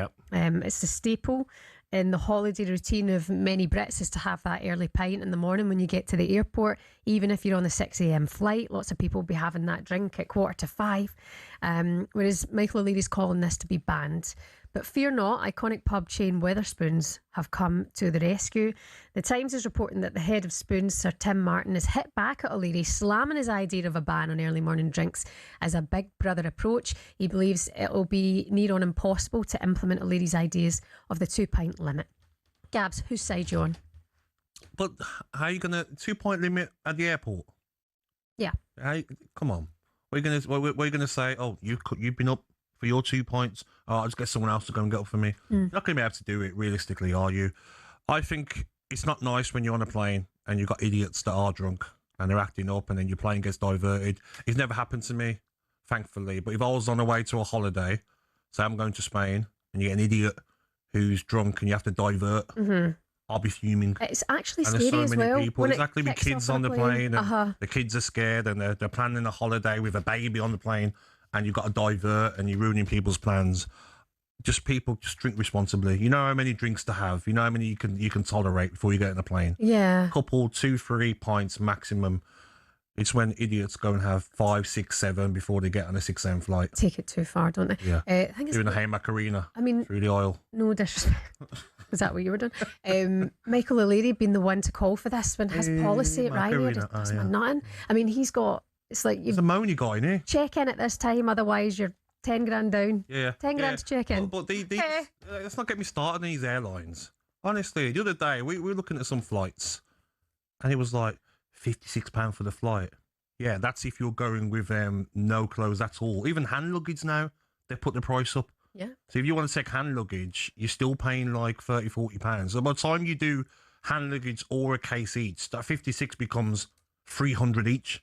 So they're trying like lie on don't they? That it's cheap flights. No, it's not. And then nowadays, because I fly EasyJet all the time, Same here. Luton to Glasgow. Yeah. But see now they've made it like your carry-on's like a lunchbox. Yes. They're like, and the attitude that you get as well. That thing check. there, and they stand there like. No, but they make you put it in, don't they? 700 quid. Like it's just such an attitude. You know, before you get on the plane, Yeah. when you're about to board, they've got the sort of thing that you put the case in. Yeah. If it doesn't See if fit, it fits. then like you have to pay. Yeah. Extra. I know. And you get a proper like Karen who's doing it as well. Not Karen. You get that's too much. That is no. You're gonna have to. That's too heavy. Like, come on. I Get out of know. here. So people But, need yeah. their pint, but also we don't need flights diverted for rowdy behaviour. Yes. How about Heath? Make sure that Ryanair get their flights on time. Maybe departures and arrivals. That'll be nice, wouldn't When Ryanair lands, it goes. Da, da, da, da, da, it? Oh yeah. And people start clapping. What are you clapping for? What, we arrived on time? Yeah. Whoopie doo. I know. But yeah, hopefully Weatherspoon saves this and we will not be limited to 2 pints a morning at the airport. Time now to get the latest odds with Coro and Dave Stevens. The Coral Daily Download on talkSPORT with Coral. We're here for the fans this season. 18 plus gambleaware.org. Dave, do you like the little pint at the airport before a trip? God, you two are having a right old moan up this morning, like Alan Brazil at his finest, the pair of you there. Sorry, mate. Yeah, Sorry. we're One of them channeling days. our Brazil. Look, I don't like a pint. I often like a glass of bubbles before flying. I think that's always quite civilised. What do you mean by bubbles for our audience? What does that mean, Stephen? Like Prosecco.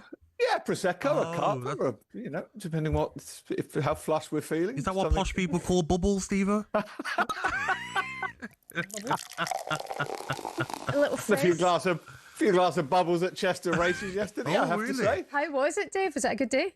Do you know what? It was fantastic. Obviously, we had that brilliant show yesterday morning at Michael's Manor House Stables, which was great sport. And then we headed off. Didn't quite get the result we wanted in the first race with the horse that Hugo Palmer trains there. Wait Geordie for Andy Robertson and his group. That could only finish third. But Aidan O'Brien is the man to follow at this meeting. And sure enough, he won both the big races yesterday. The filly, Amelia Earhart. She won the Cheshire Oaks. She's now 7-2 favourite for the Oaks at Epsom. And then in the next race, Benvenuto Cellini, also trained by Aidan O'Brien, ridden by Ryan Moore, won the Chester Vase, and he's now 3-1 favourite for the Derby. So could be more of the same today. Aidan's got the hot favourite in the D Stakes Constitution River. He's currently 16-1 for the Derby. Those odds will disappear if he wins. So follow Aidan O'Brien at the Chester May meeting, and you'll be able to afford a glass of bubbles when you next fly.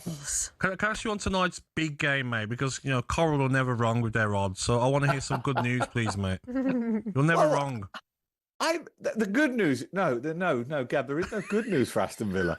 Nottingham Forest are odds on 8-11 to qualify. Lord. Dear. Even money, Gabby. Aston Villa. But I'm slightly confused, not for the first time in my life. Aston Villa are then odds on 8-11 to win in 90 minutes. Now, if you win in 90 minutes, one goal, obviously, if you win by one goal, this takes this to extra time. Give us a correct score prediction, Gab. Come on. I'm going to be positive. We'll take our chances. I'm going to go for a 3-1 win for Aston Villa tonight in normal time. Only because I see Forest scoring, mate. We're a bit shaky at the back at the moment. So we will need to score 3 to win the game in normal time. Yeah. And again, like I say, I am slightly confused because here is some good news. You are favourites to win this Europa League. So, yeah, 7-4 ahead of Nottingham Forest, 95%. It's very, very tight, clearly. But, yeah, I suppose so mixed messages from the Coral betting, I think, on that one. Whereas if you're Crystal Palace, should be job done, isn't it? I mean, they're 8-13 to win.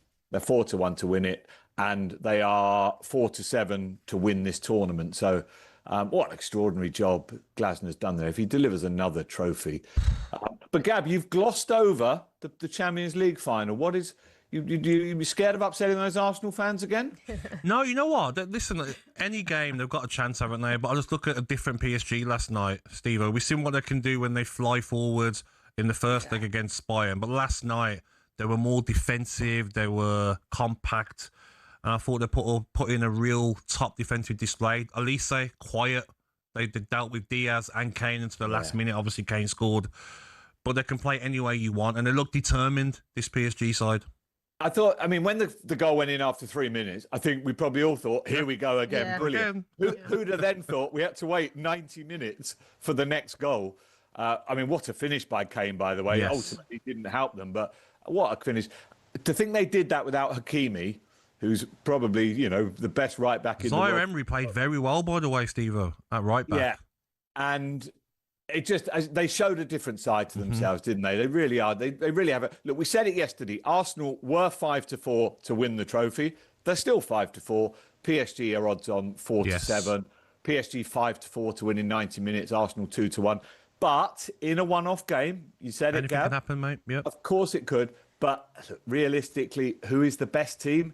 It's PSG. They're the best team in Europe at the moment, aren't they? But and I think second half, Steve-O, last night, they lost a bit of heart, Bayern, I thought. It looked like they didn't really believe in themselves second half. They just couldn't threaten the PSG goal, you know what I mean? Particularly dangerously, could they? And Kvaratskhelia, unbelievable player, mate. I'm trying to think, is there a player that he can even compare him to? He's so physically strong, isn't he? And skillful, and just he has everything. Top player, mate. Yeah, he's wonderful. Listen, Dave, thank you as ever. Have a great day today. Top man, Steve-O. Cheers, guys. Enjoy your bubbles. That was a look at the latest odds with Coral. 18+, begambleaware.org. The Coral Daily Download on talkSPORT with Coral. We're here for the fans this season. 18+, gambleaware.org. Good morning, you're listening to talkSPORT Breakfast. Coming up next, we're asking whether tonight is make or break for the Unai Emery era at Villa. And we'll take more of your calls on Mikel Arteta next.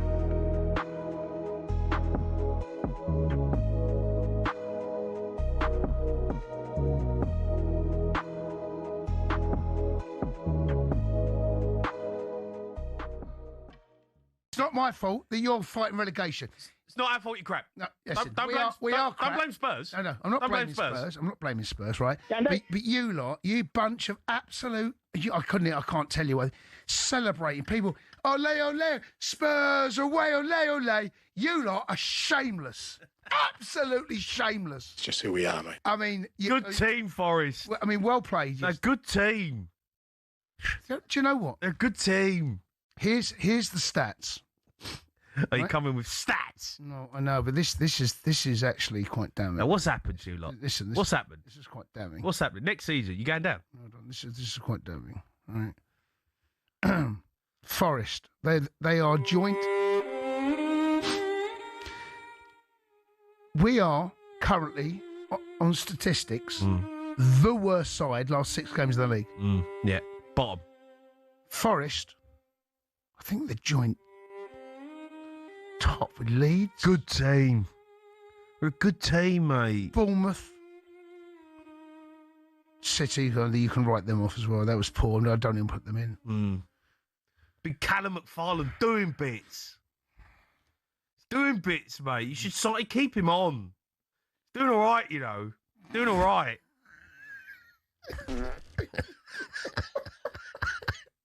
Doing all right, Big Cal.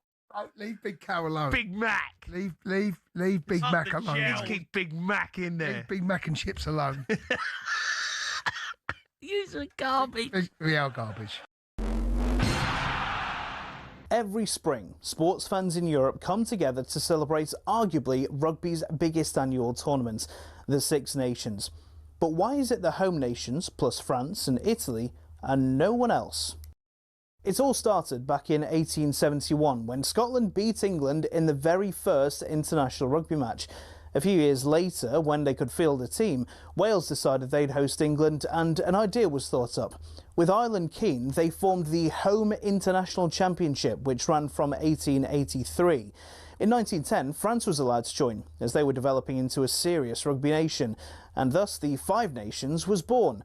France had an interesting history with the championship. They were actually booted out for paying their players in 1931, when the home nations were keen to keep it amateur. After World War II, though, France were let back in, but it remained a closed shop for more than 50 years. And when another country was let in, it was only really because the Five Nations hand had been forced.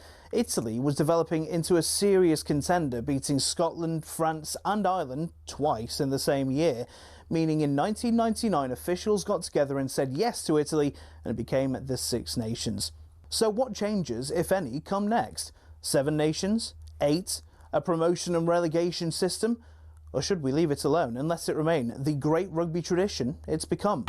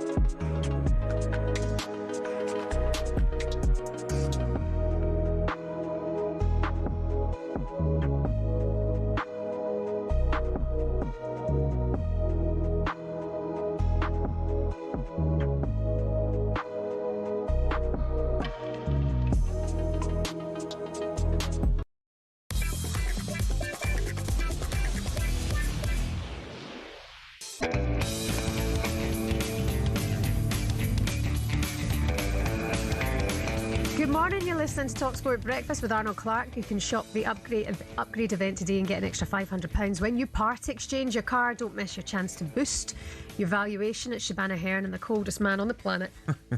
Look at those goosebumps. They're not. Look at that. It's Baltic in here. You think so? No. I do No the chance. the cryotherapy. Yes. It feels like I'm in cryotherapy. No, it right does not. You're the worst. I couldn't live with you. No, you wouldn't. I wouldn't cope. Aircon. That's just your chat. Back in the Times this morning. Arsenal plan contract talks with Mikel Arteta. Preliminary talks have taken place with the 44-year-old whose current deal expires at the end of next season. The figures, we believe it's 10 million a year plus bonuses for the next 3 years. Let's bring in Ids, the Arsenal fan. 03717 22 3344. Good morning, Ids. Is that right? Ids or Ids? How are you saying it? Good morning. Yeah, good morning, guys. Hello, good morning, Ids. What do you think about this? Well, it's great news. Yeah. There's no one else we can get that. There's no one else in the world that would be able to do what he's done. Let's be honest with that. He took us from, finishing 8th and being embarrassed about our club and the team and how they play to challenging for top honours, 2 semi-finals in 2 years, a final this year, challenging for the title. I mean, if it wasn't for City, we would have probably won it 3 times in a row, let's be honest. So no one else could spend £1 billion and get Well, Arsenal to where they are. Who else hasn't spent £1 billion, Gabby? And they've won things. Your club, Aston Villa, has spent quite a bit as well. Not £1 billion. Everyone's spent... Name your club that's not won the Prem, that's not spent £1 billion. Yeah, but they've won things. Spent £1 billion in over how many years? But they've won things. Who's won things? Teams that have spent that money. They've won trophies. Okay. Arsenal haven't. Okay, that's fine. But the season's not over. I know it's not. But they haven't yet, have they? No, they haven't, but you're speaking quite prematurely. Not really. I'm just saying they haven't won anything yet, because they haven't. Well, you are speaking, because you say we haven't won anything, but the season's not over. Yeah, I'm saying you haven't won anything yet. Yeah, well, that's fine, but the season's not over. So you can't sit there and we've not won anything. The season's not over. Even 4 weeks' time, we haven't won anything. Different convo. Even a point. No, you don't have a point. In 4 weeks, if you've won a trophy, different convo. I know that. That's the point. Yeah. Okay. So we're all in agreement. Mikel Arteta took us from a top 8 side into a side that's fared across Europe. Spending £1 billion. To play us. That's fine. Everyone spent money. And they've won things. Okay, but if that's your argument, we're never going to get anywhere. Why? Because you have to spend money to fight for honours. Exactly. And the teams that have... That's just a simple fact of football these days. Of course. And the teams that have spent big money, Liverpool, Man City, have won trophies in that period. Arsenal haven't yet. That's fine. Man City was spending money for years before they won a trophy. Was they? United have spent over God knows how much. Chelsea have spent God knows how much, and they haven't won anything. Haven't they? Liverpool have spent over 200 Chelsea million. haven't won anything. Players. What have they won? Chelsea haven't won anything. World champions. Club world, best team in the world, mate. What? The European League or the Conference League? No, they won the Club World Cup, mate. The best team in the world. Come on, that's like bragging about the Community Shield. Give it a rest. Okay, well, listen, I'm glad you're happy that Mikel Arteta looks like he's going to be your manager of the future as well.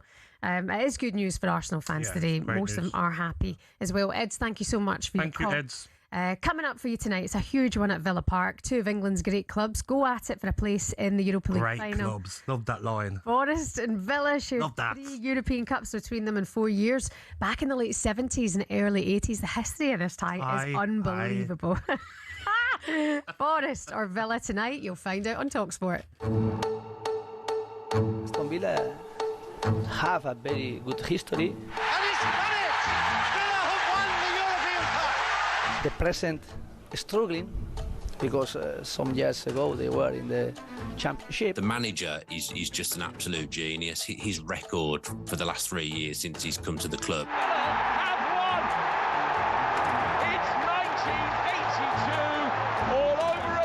Look at Villa Park, it is their biggest asset. Know that this season Aston Villa will win a trophy. I really do. I think the Europa League, we're favourites. And maybe their 3-decade-long wait for silverware is coming to an end. We have now the opportunity that only one team is winning. But it's very much in the balance. Forest 1, Villa 0. Oh, this is brilliant. An all-English affair for a space in the Europa League final.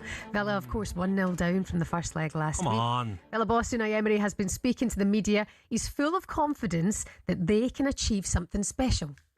Difficult? Wow. I am excited, 100%. So motivated. When I arrived here 3 years and a half ago, it was a dream to be playing a semi-final Europa League. It was a dream.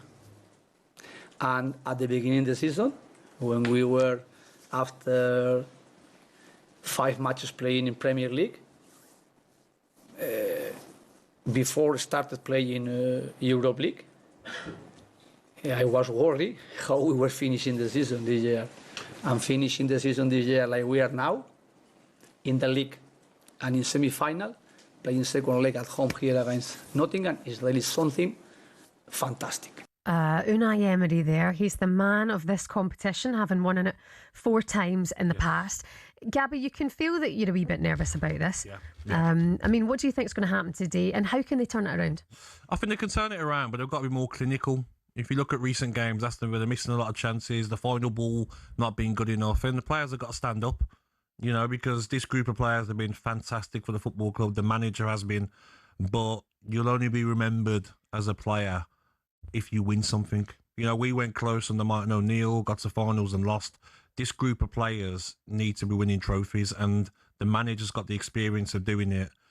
You're playing Nottingham Forest, very good side, but in a relegation battle, if you're not beating Nottingham Forest over 2 legs, then questions are going to be asked about these players. And questions will be asked about the manager as well. Yep, I mean, agreed. You're quick enough to point out Mikel Arteta not having won something yet, Agreed. having spent money. Considering how long Unai Emery's been at the club, is this make or break for him? Listen, he will be so disappointed if they don't get over the line tonight. But I do look at how long he's been at the football club, what he's done. He hasn't spent anywhere near the money that the Arsenals and Chelsea's can spend. Last summer, Aston Villa spent 30 million, the least in the Premier League. All the promoted clubs spent more than Aston Villa. So the job he's done has been fantastic. Great chance of finishing in the top 5 Champions League football again. But Villa fans, they want their trophy parade. Yeah. They've seen West Ham do it. They've seen Spurs do it in recent years. Villa need to win this trophy. Last week was absolutely bouncing. Yes. That game, the atmosphere was unbelievable. Fireworks. Yeah. Was the fireworks there as well? Yeah, incredible. Surely Villa have fireworks tonight then? Nah, I've got some in the garage. You set them off after the watch along?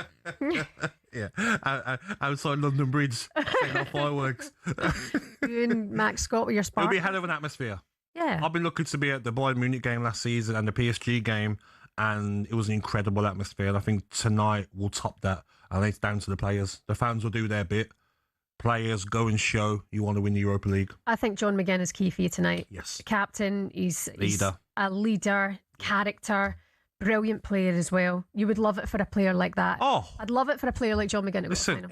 he's a Villa legend already, and he'll be remembered for generations. But I know John McGinn, I speak to him quite a bit, and he'll be thinking to himself, I want to be remembered winning a trophy for this football club. They deserve it with the group of players that they've got, what they've done under this manager. And it'll be an amazing night tonight. Looking forward to it. All that said, Forest are causing real problems at the moment. Okay, they're focusing on the Premier League. They look like they're safe now. They are safe. They've been brilliant. When you look at their squad of players, Absolutely Shebahn, they should be nowhere near where they are in the Premier League. The players that they've got, Gibbs, White, Anderson, Hutchinson's done very well this season. Igor Jesus, Chris Wood as the strikers. Nico Williams has been fantastic at left back. Murillo, Milenkovic, keepers. Gibbs Sal's White. can't get a game. Got Yeah. Ortega in goal. They've got so many options. And Gibbs White will play tonight. I think he will. You think he will? I think he will. Well, if he's got this mask and it's just to protect the cut and there's no concussion. I know what players are like, and I know He'll I can wanna be see part what of it. character Gibbs White is. He's not missing the chance to send Nottingham Forest to a final with the injury that he's got. Mask on, and he'll be out there 100%. Arsenal fans, by the way, if you want to see Gabby struggling, turn on the talkSPORT YouTube channel tonight because he's going to do a Villa Forest watch along with our Forest fan and presenter Max Scott. So if you want to see Gabby really struggle in the moment, watching his Villa and get your own back. There's been a lot of messages saying that we can't wait to speak to Gabby on Friday, but what they don't know is that I've got a holiday You've booked in my off. contract that I need to take before the end of May. So I'll be taking it. You're a So I'll be disappearing for a week if we don't get a result. You know to find him on DMs anyway. That's Yeah, absolutely fine. yeah. Right, still to come for you on talkSPORT Breakfast. Superstar Breakfast preview on talkSPORT with Benchmarks Kitchens and Joinery. Get trade prices on kitchens to suit all styles and budgets at Benchmarks. I'll be at the airport tomorrow morning drinking all the pints. Causing Out the havoc way. on the Ryanair flight. Michael! I've got bone to pick with you, lady! Causing absolute 10 pints deep on my flight out of the UK tomorrow morning. By the way, Aston Villa Forest is live on talkSPORT tonight, 8 o'clock. talkSPORT 2 for Palace against Shakhtar Donetsk. Also, an 8 o'clock kickoff. But coming up, West Ham fans, we're going to be talking about your club. Can you pull off the impossible and beat Arsenal?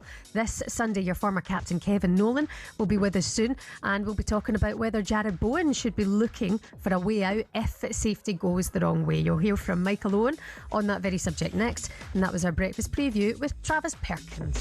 Superstar Breakfast preview on talkSPORT with Travis Perkins. With pay-as-you-go hire from Travis Perkins, you can get straight on with the job. Available nationwide at all hire branches.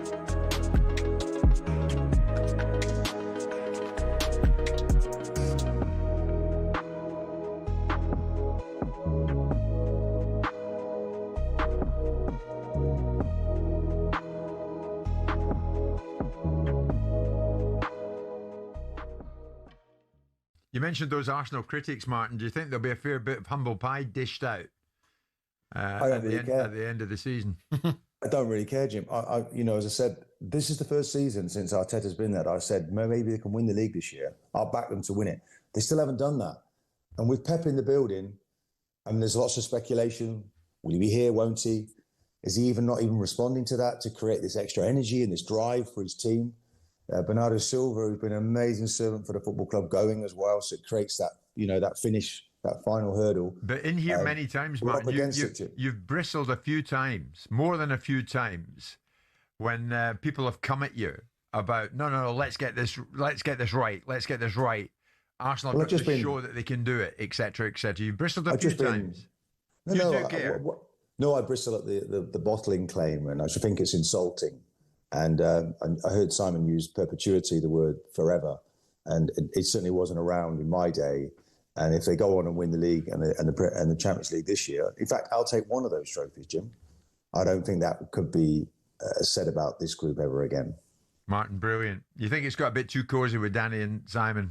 I don't know whether Simon is using the back complaint because he's just not happy that Arsenal are in the Champions League final. I don't know. I can't work it out. Oh, he's woken up.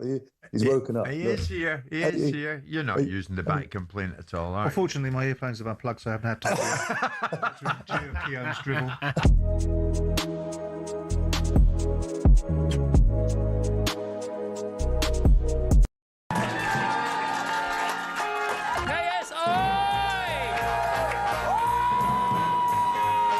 Jumbo and Peter Capaldi. It just so happens that it's all you're amazing. Right. Paul Wag. Sir Lenny Henry. I was face down and the dog sniffed my crotch. It was very, very embarrassing. Staying out for the summer.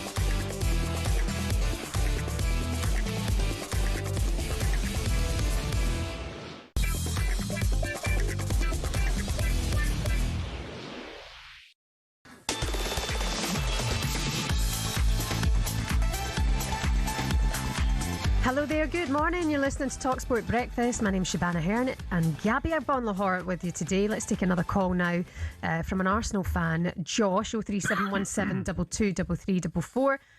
Josh, we're talking about Mikel Arteta reportedly getting a new contract with Arsenal. Is this the right time to do it? Strike now with the irons hot? I'm a little bit sceptical about it, to be honest, because I'm sort of like, let's say we don't win anything, let's say we don't win the Premier League or the Champions League, I just sort of think then you're sort of then going, well, is he only taking us as far as he can go now, So I think a lot of people would then sort of be probably maybe thinking the same as me. Has he taken us as far as we can go? But then, of course, you're going to be at the same point going, well, who else can you get? So I think it's I'm not entirely convinced just yet. Okay. There's no rush, is there, as well? Just have a look at the end of the season, see what Arsenal, if they can win a trophy, then deservedly new contract.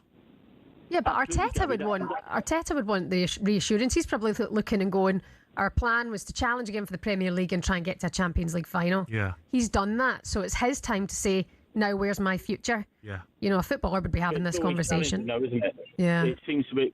I don't want to keep challenging. I don't want to keep coming second. Like, we need to win something. Yeah. We've, like Gabby said earlier, we've spent £1 billion now and we keep coming second. I just don't think. I don't want to keep. I just think now is the time we have to now win at least one trophy. Agreed. Like, Whether it's the Premier League or the Champions League, I'll take either one. That doesn't matter to me. I think we're going to really struggle against PSG, but if we come in with a good game plan, we can still win the game. Yeah. Okay, Josh, well, thank you so much for your call. Have a good day. Cheers, thank you and yourself. Take care. Arsenal fan. What a nice Arsenal fan. No. Sensible. Yeah, sensible. Yeah. Very Joking. rare. Just joking, don't bite. We can head to East London now, where the alarm bells are deafening at the moment after a 3-0 thumping at Brentford. West Ham have slumped into the relegation zone with just 3 games left to play, meaning clubs are already starting to circle for some of their main players. We caught up with Michael Owen yesterday at his Manor Stables in Cheshire. He's convinced that if the Hammers go down, Liverpool should move in for Jared Bowen to replace Mo Salah. I've said that to a couple of my mates the other day. I said, if I had one player... Now, obviously, Jared Bowen's a legend of a player. West Ham, adore the man, and rightly so. But if West Ham went down... He would fit for me. Yeah. I think he's absolutely brilliant. I was lucky enough to do a striking masterclass for a TV show we did last season with him, and I couldn't believe it. Honestly, left foot, right foot, bang, bang, bang, corners, pace. I mean, a real top finisher. I think he's a brilliant player. I'll be taking him to the World Cup. And as I say, I don't want to upset West Ham fans, but if they went down, then he would be my idea of somebody to replace Salah. Makes sense. There you go. Well, let's find out if the man who captained West Ham to the Premier League promotion back in 2012 agrees. Kevin Nolan is with us now. Morning, Kev. Good morning, Kev. Morning, guys. How are we? Yeah, great. How are you, Kevin? You well? Yeah, good, thank you. Yeah, got a little bit of work on this weekend, going to watch the game, actually. I'm watching the West Ham Arsenal game, so I'm looking forward to that. But yeah, what a tense one for everybody, including myself, and hoping that they can upset the odds. And I certainly believe they can do, if I'm honest, Shebahn. I really do. I think as well, Kev, you've been at West Ham, and you know the atmospheres that stadium can bring. The fans need to lift the roof, don't they? It needs to be a cup final vibe at the stadium, because when the fans are on side, this West Ham team can turn up, can't they? Yeah, exactly. And I think that's the key. I think they need to cause an atmosphere which is going to get the players, pumping before the game. I think the biggest thing for me is that it hasn't had that sort of atmosphere. They haven't really. But we had the nights there, Gab, when during the European, and they've got to make them European nights for the next 3. Well, certainly for the next game and then the final game, because they've got to go into the last game of the season, which is Leeds United, having a chance of being, still being a Premier League side, and this weekend is probably going to give you the chance to do that. They've got to get something from this weekend to make sure that they're there or thereabouts with Tottenham come Monday evening after they've played their game. It would be chaos, wouldn't it, if West Ham can get a result? Where could they do that? Where could they exploit Arsenal from what you've seen this season, Kev? Well, I think what you've got to do is hope that Arsenal, are sort of on the back of what was a fantastic evening for them, a couple of nights ago. You've got to hopefully think that there's still reeling from that and get at them early. I think they have got the credentials to do that, with obviously Jared and Somerville up top. Tati, who's done very well for them. He's not probably scored the goals which everyone would expect, but the work rate and the way they can play off him. And I believe that they'll like sort of hitting them on the break. I sort of Nuno Espirito side is someone who sits in, and you've seen them upset the odds before with Man City not so long ago, going there and struggling to get something. So look, they won't fear anybody because of the way Nuno is and the way the players are at the minute. I think they've been on a great run. Look, apart from last week where, Brentford beat them quite easily, I think apart from that, they've been really good since the turn of the year. And they've matched everybody in terms of competing. So what they've got to do is make sure they compete and ride the luck a bit, because you're going to have to when the top team come to your stadium. Yes. But I believe, when I was there, we pulled off some big scalps, and I believe that this team does that as well. So I'm looking forward to it and hoping that the big scalp comes Sunday and upsets the odds and the apple cart again, Gab, because everybody's saying Arsenal are in the driving seat again, aren't they? Yeah. I think as well, Kev, Arteta's team talk for Arsenal will be like, listen, these are going to be bang at it. Mm-hmm. They're fighting for their lives. Look at Everton. That'll be his team talk. Look at Everton fighting for European football, and look, they should have beat Manchester City.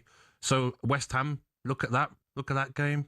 You know, everyone Yeah, thought Man City were going to beat Everton, but didn't work out. Go and show this Arsenal side that you are fighting for your lives. Put in a performance that your manager, the club and fans are going to be proud of. No reason you can't get a result, Kev. No, there's no reason why, not whatsoever. I think because we've seen it all season long. Wolves beating Liverpool at their ground, all them scalps, and that's what can happen in the Premier League. What doesn't happen across Europe? That the teams who are around the bottom can beat the big boys on the day. So for me, I think West Ham have just got to go into it, not looking or worrying about what Arsenal are doing. They've got to go into it and do what people are talking about, game plans for Arsenal and things like that. They've got to have a perfect one, and I'm sure Nuno will. They've had a full week to sort of prepare for this game, and they'll be ready. And I think what we're doing and what we're hoping is that the luck's on the side on the day, and that they can get the result needed to make sure that they're in it, because they've just got to be in it. Come the end of the season, they've got to have a chance that they've still got a Premier League. They can remain in the Premier League. It's exciting but nervy all at the same time. Very quickly, the thoughts on Michael Owen, Jared Bowen. Would he fill the Mo Salah shape at Liverpool?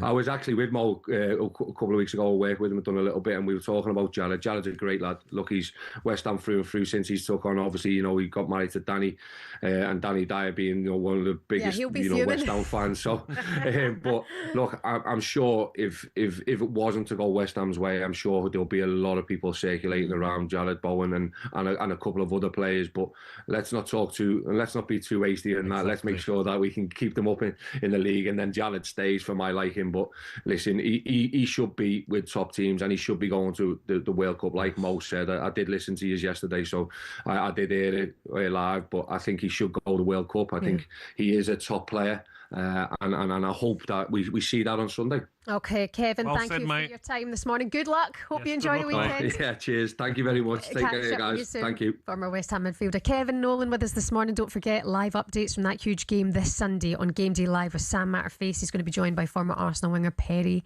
Groves. You break late, don't you? Pardon? You break late. Break late. I know. I better go. It's 9 o'clock. Coming up next, some other things. Morning.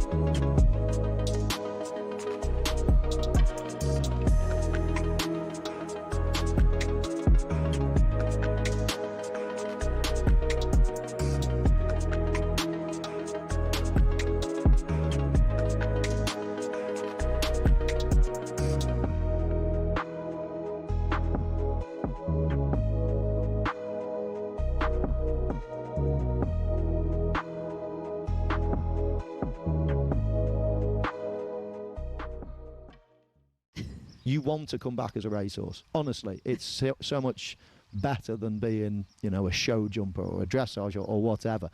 Racehorses get treated so well because at the end of the day, you need them to run as fast as you can and perform for you. We got here at 5:30 and I was like, there's already people looking after the horses already that early. Massages earlier on. Yeah, the best feed. Yeah, 4 times a day. We only get fed 2. We get groaned at by this lot. It's been my missus here.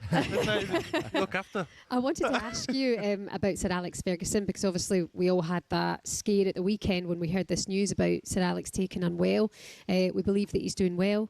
But is that what you guys had in common as well? Was that horse racing back in the day? Did you guys have that in common? I spoke to him. I was on the phone to him for 40 minutes that morning. Wow. We're talking about football. We're talking about horses. As I say, he's got horses here. Most Saturday mornings, he gives me a call and we go through all the horses for the day, and we share, what we know and things like that. So we might have his horse running on Friday at Chester. So yeah, I speak to him regularly, and he sounded absolutely brilliant, sharp as a tack as normal.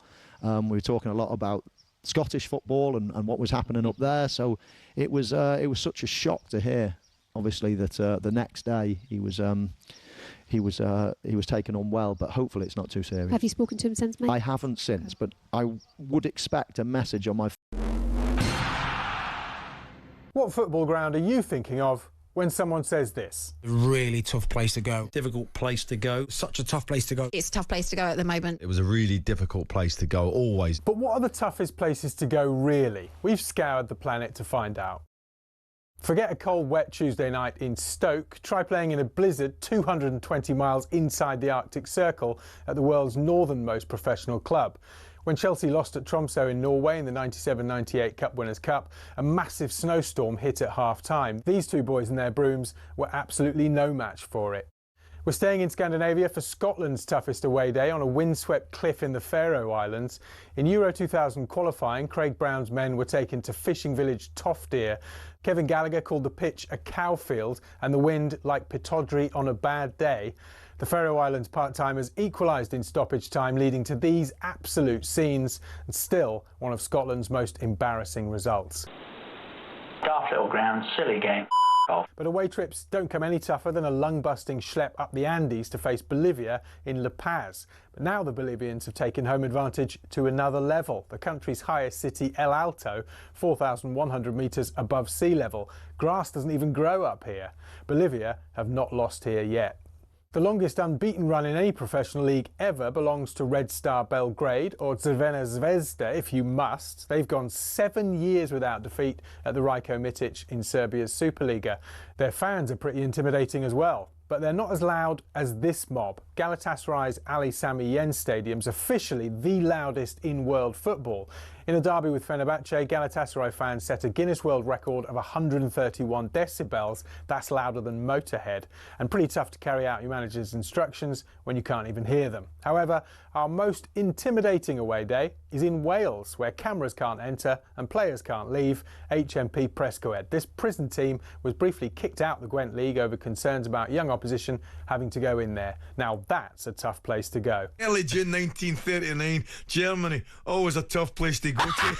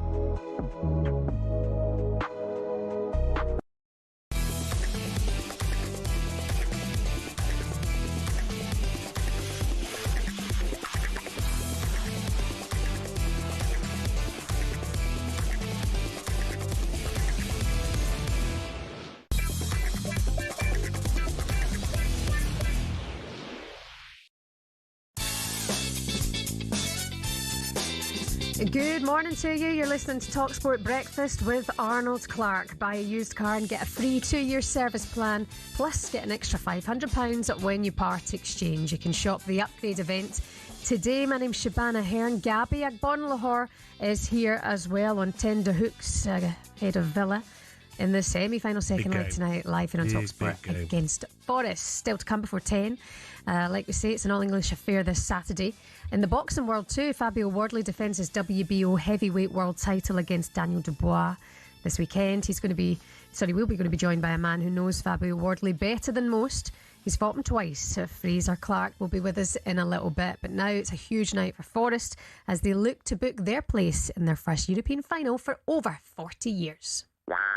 Referee looking at his watch, and Nottingham Forest are in the European Cup final. And it'd be lovely for the new generation to experience those European nights. You know, after a miraculous season last season, it's been so terrible up until Vitor Pereira came in. Can you think of something, a worse call in recent history? Hardy sat knew that. Change happens in football. Yeah, I don't think there's rhyme or reason to many change in football now. Some are obvious and some are not. Forest are still on the European trophy trail.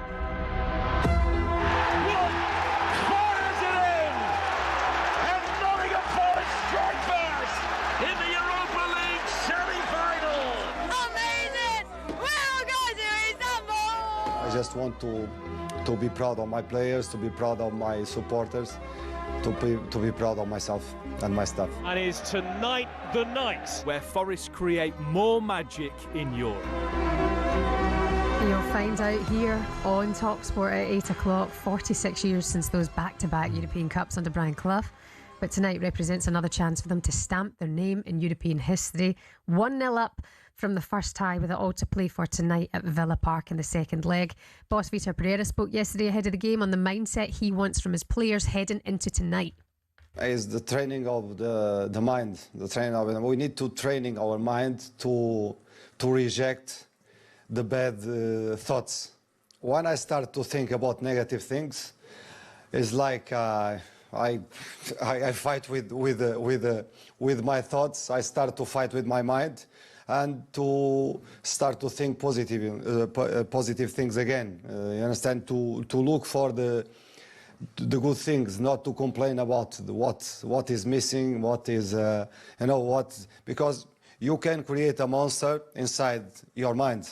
Well, the mind is the most powerful muscle, that's for sure. To give us more, let's bring in a man who knows all about European glory at the City Ground. Pivotal in that famous Brian Clough side that won back-to-back cups in 1979 and 1980. A very, very good morning to Gary Birtles. Good morning, sir. How are you doing? Good morning, Gary. Good morning to you. How are you?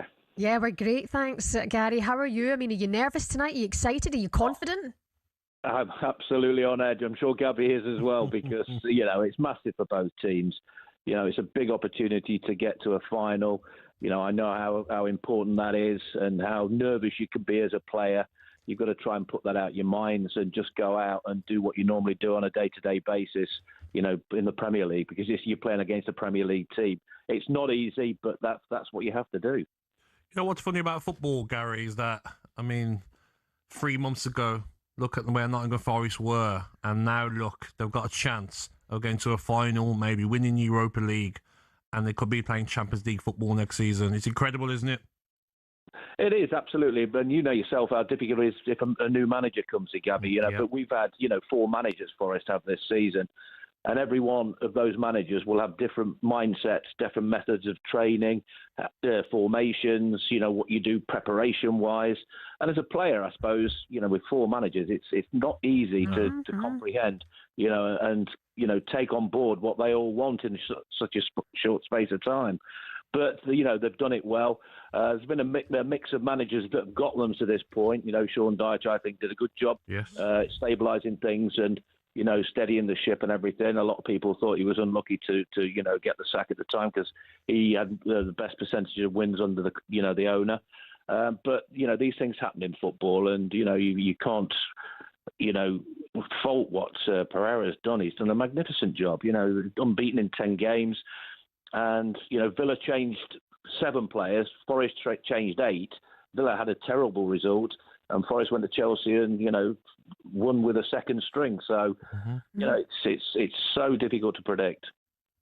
I mean, you're mentioning mindset a lot as well. They have the advantage here, Forest, but to go to Villa Park, where they have their own European experience and they want to put that right with a manager who's won this competition a number of times, do you think Forest can hold their nerve, Gary? I think they can do. They're full of confidence at the moment. Villa are on a losing run a little bit, so they'll be a little bit flat. Brian Clough, people always ask me and the rest of that team, what he was like and how he approached a game. And he just didn't put anything in your mind when you went out on that pitch. He trusted you because he's picked you. And you went out with a clear mind. And that's what the players have got to do tonight on both sides. Don't overthink things. Don't think, well, I've got to go and do this, I've got to go and do that. Just go out and do what you do on a day-to-day normal basis, if you possibly can. And that was brilliant. When you went out as a player with a clear mind and that backing from a manager, that was unbelievable. I think as well, you look at tonight's game, Gary, there's going to be moments, isn't there? And we saw in recent games between the two teams, both teams missing chances. It might just come down to tonight, who's clinical. Aston Villa fans will be hoping that Watkins, Rodgers or Brendan McGinn, whoever it is that's getting the chances tonight, puts them away. And the same with Forest, the likes of Gibbs White if he plays, Anderson, Wood, Jesus, Hutchinson. They will get chances tonight with the way Villa play. You would have thought so. And, Villa have got, I'm not just saying this because I'm speaking to you. Yeah. They're a cracking team that deserves to be where they are.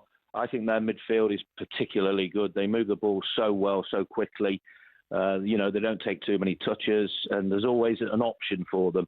The 1-1 at City Ground the other week, Villa missed quite a few chances, which is not like them. But they're still creating the chances. And as a striker, you've still got to be brave enough if you're missing chances to keep getting in there. And that's what they do. That's what they do. And if they keep doing that, it'll come good without a doubt. But, we've just seen Forest, when he come through and start scoring those 2 goals, the header was, terrific. And Jesus has, stepped up to the mark. Chris Wood coming back has been, monumental for Forest, really, because his experience and the way I think he holds the dressing room is, very, very important to, what Forest do. So, they're in the driving seat, but only just. I know, Gary, you're big on player safety. Do you think Gibbs White should play tonight? I think he should save himself, and should it's a bad injury, should have the night off. You would say that. You don't want him to play, Gabs. We see you, Gabs. No, you try and put words in my mouth. Yesterday, pal. No, I mean he'll want to play. Yes. He desperately want to play. I don't know. I haven't heard anything how bad the injury is. We've seen the pictures, and it was pretty bad. I mean, those 2 collisions, were awful. Nobody likes to see them. He looks like the character, though, doesn't he, Gary? That will want to play. Get it a mask on, get whatever you need, and I'm out there. Massively. I mean, crikey, I go back to when I play. I had to have 2 epidurals to keep playing because I had a spinal fusion in 1984. And 2 epidurals, because I just wanted to play. I wanted to be out there, So that's a professional footballer. They want to play, especially, it's a massive game. You won't want to miss that. No chance. Well, Gary, how are you watching it? Are you going to go to the game? Are you staying at home? How are you doing it tonight? No, I'm going to my daughter's to watch it tonight. So, yes, we're having tacos and then football. Oh, that sounds lovely. The Villa Ultras won't allow him anywhere near Villa Park. You've given me an idea for dinner tonight, Gary, so thanks for that as well. Top man, Gary. Good luck, mate. And you, mate. Take care. Top man. Brilliant to speak to you. 2-time European Cup winner with Forest, Gary Birtles. Coverage from Villa Park, 7 o'clock here it starts tonight with Natalie Sawyer, Jim Proudfoot, former Villa captain Andy Townsend and ex-Forest midfielder Jack Colback for an 8 o'clock kick-off over on talkSPORT 2. Palace take on Shakhtar Donetsk. And then, of course, talkSPORT YouTube channel for Gabby Agbonlahor, no clue tears, as he watches his Villa against Forest with Forest superfan Max Scott. That's on the talkSPORT YouTube channel. Coming up next, how many Arsenal players does Gabby think gets into the PSG team? Find out next.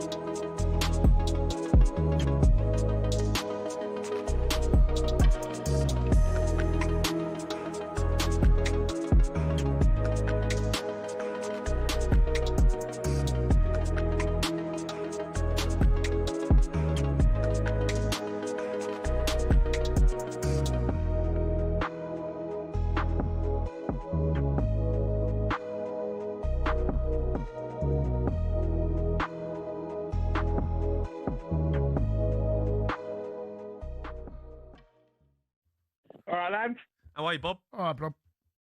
Oh, buzzing. Absolutely. Congratulations. Congratulations, Bob. Thank you very much. Well Thanks done. for being good sports and saying well done. Well Thank done. you. Well, Hope you get pumped in the final. Yeah. All of that. Thank you very much.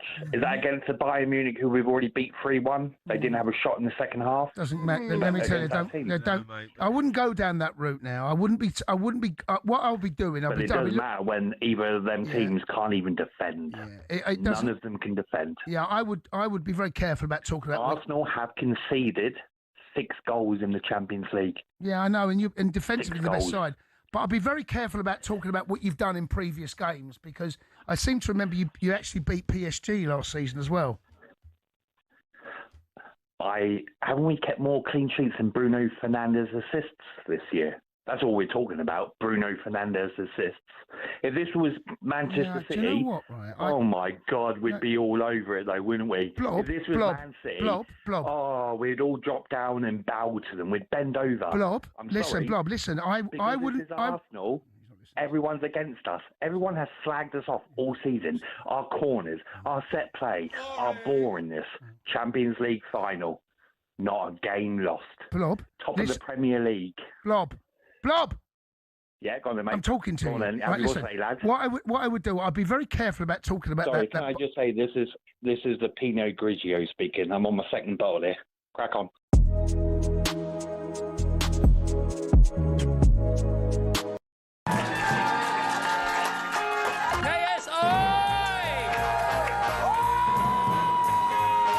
Jumbo and Peter Capaldi.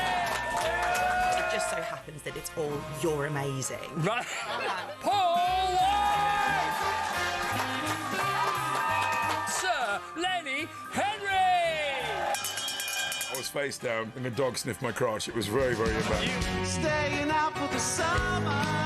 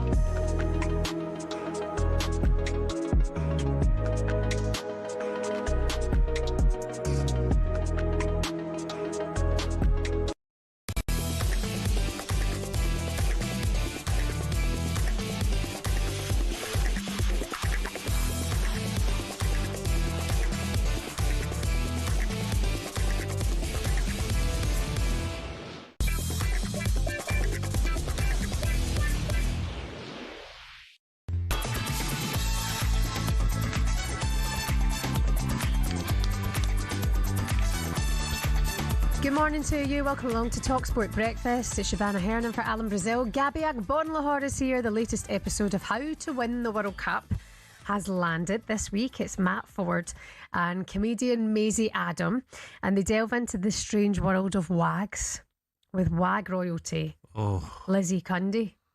really? Who was she married to? Was it Jason Cundy? Maybe right. Interesting. We hear it all, from tabloid drama to global diplomacy.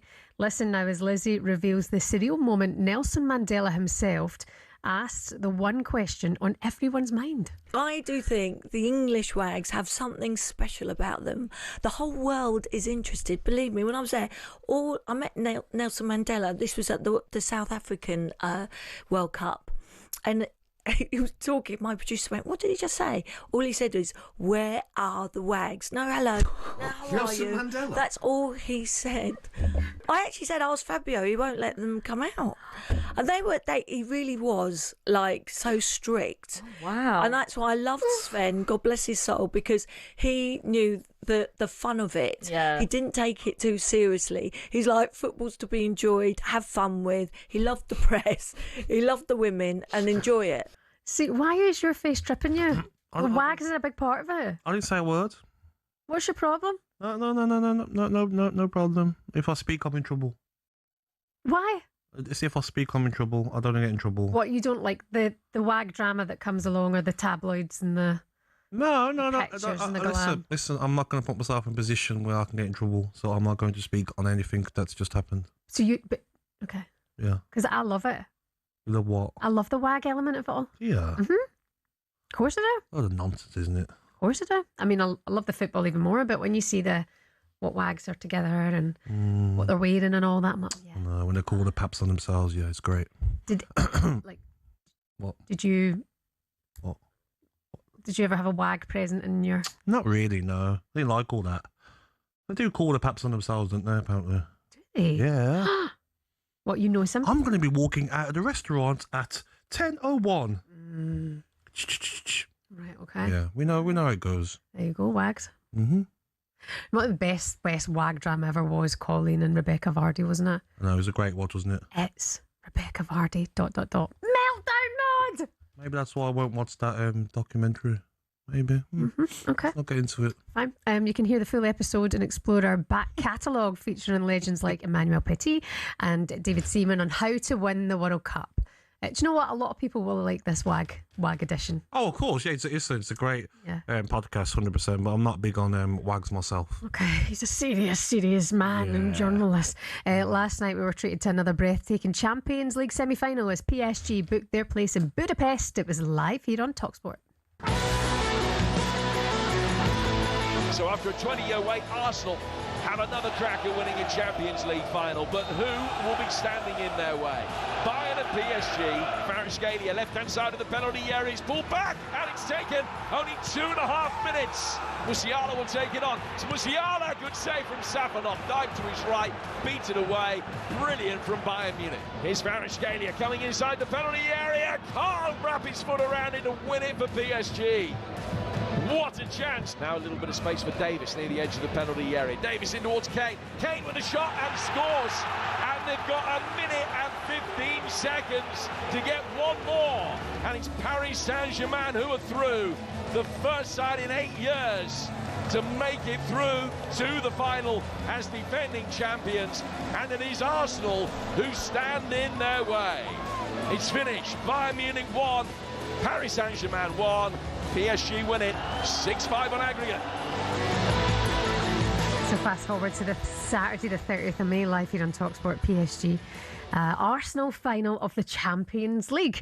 Now I think everybody can just tip their hat to PSG and how magnificent they've been to watch once again this season.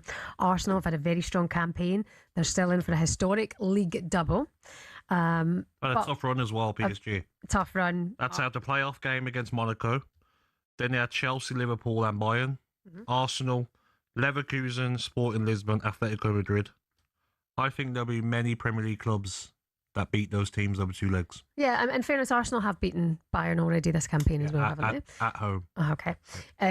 So we're just talking about the both teams, Arsenal and PSG. I think a lot of us feel that PSG are the stronger team. Yes. With no anti-Arsenal anything there. It's just, from what we can see. How many Arsenal players do you think would get into that PSG starting 11? Oh, starting 11, one. Just one Arsenal player. One Arsenal. I think so, yeah. Wow. Not just not. Okay, go on, tell me who. David Raya. I think goalkeeper, PSG, he's okay. But I look at David Raya, he's been fantastic this season. He's got the Golden Glove in the Premier League, hasn't he? Some fantastic saves, great from playing from the back. So I'd say yes, he's in a goal, definitely. Do you not stick Declan Rice in somewhere? No, I do not. I'm a big fan of Declan Rice, but I look at Vitinha, Neves and Ruiz. I think Fabio Ruiz last night was fantastic, the best player on the pitch. He's been a big miss. And even if he's not available, I really like Zaire Emery. He done very good last night at right back. He's been great filling in for Ruiz as well. It's going to be a headache for the manager in the final, which one of those two he picks. So midfield, I like Vitinha, Neves and Ruiz. Could you not make a case for Bukayo Saka? No. Doué, I think, is a better player than Saka. I do like Saka. He's not at his greatest season. Listen, it's been great for Arsenal to have him back because Madueke has been disappointing this season. But I think Doué is a better player than Saka. Okay. I really like him. Last night, some of the stuff he was doing. Phenomenal. Yes. So just one Arsenal player, David Raya, would get into Gabby's PSG starting 11. Okay, they've been there and done it. Just run through that starting 11. So at right back, I've got Hakimi. Marquinhos and Pacho were excellent last night. You've seen a different side to them both. Them defending, had Harry Kane in their pocket until that last minute goal. Mendes at left back, I think is the best left back in the world. Literally, apart from that yellow card early on, he had Elise in his pocket. But obviously, Vitinha, Ruiz, Neves. We've got the best player in the world on the left-hand side, Kvaratskhelia. I think he's a fantastic player. Maybe a chance of him winning a Ballon d'Or if it goes through to win this Champions League. Good point. Dembele down the middle and Doué off the right-hand side. So you wouldn't put Rice in there at all? He would be your fifth choice? Centre midfielder. No, I think I would put him in there before Zaire Emery, but I do like Ruiz, Vitinha and Neves in that midfield. I'm lucky to miss out, but listen, this PSG team have been there and done it. Yeah. Champions League winners last season and firm favourites to win it again. Luis Enrique or Mikel Arteta? Enrique, because he's won things. Okay. Yeah. We'll find out in the final, 30th of May. Cannot wait for it. It's going to be live on talkSPORT. Yeah, looking forward to it. Predict the scoreline now, too soon? I think it's going to be a tight game. I'm going to go for a PSG 2-0. Early goal and then a late goal. Okay. I've got a ticket for the game. I'm going. Are you really? Yep. Free hotel and free travel as well. You're joking. I swear. I wouldn't say that out loud, Gabs. Why? Because you're just going to annoy people. Why? I've been invited by a company. Lucky you. Yeah, I can't wait for it. Lucky you. Private jet as well. Arsenal fans, don't bite. Don't bite 2 days in a row. Just private jet to ignore them. Budapest. Lovely. Bit of sushi, you know. Bit of prawn tempura on the plane. You know what I mean? Yeah. You're a nuisance.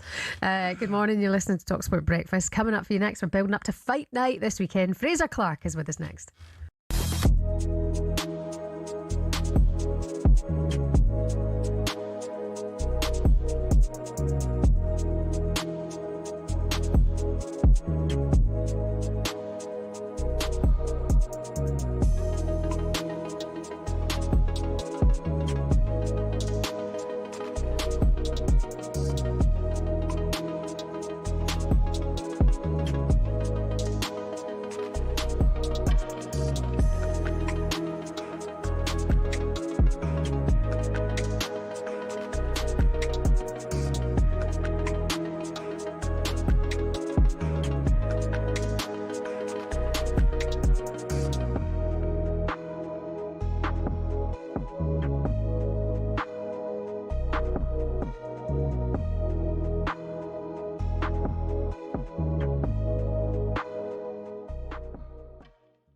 To join Arsenal was the biggest achievement in my career, but the way the things end up was a little bit not nasty.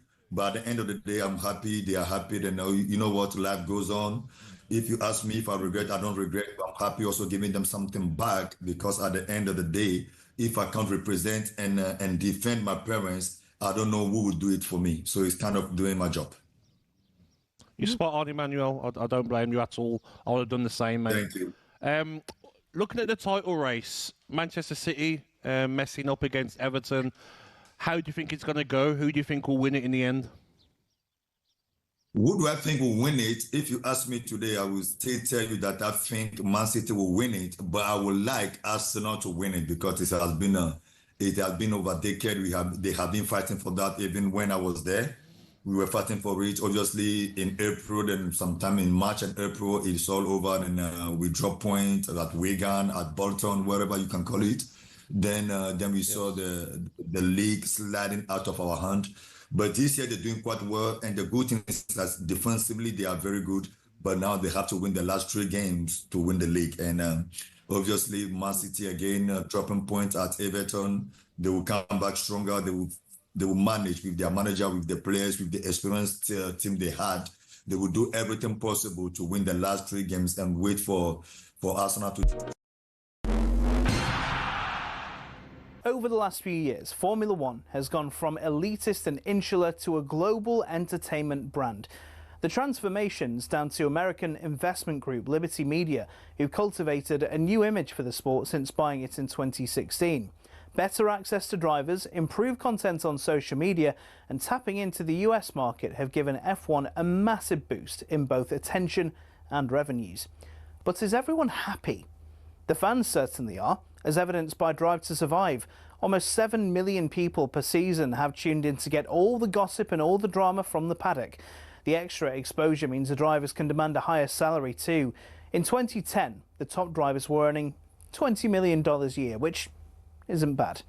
But now, the very best earn 3 times that, with Max Verstappen getting a whopping $65 million in 2025. But money doesn't always buy happiness. Some drivers, including Verstappen, don't like the pageantry the changes have brought about. In Las Vegas in 2023, Verstappen said the drivers were made to look like clowns, and the event was 99% performance and 1% race. Some purists who still watch the sport feel the same, and that the spirit of competition has suffered. But Formula One and Liberty Media don't look like slowing down anytime soon. So expect more races, major events and exclusive access in future.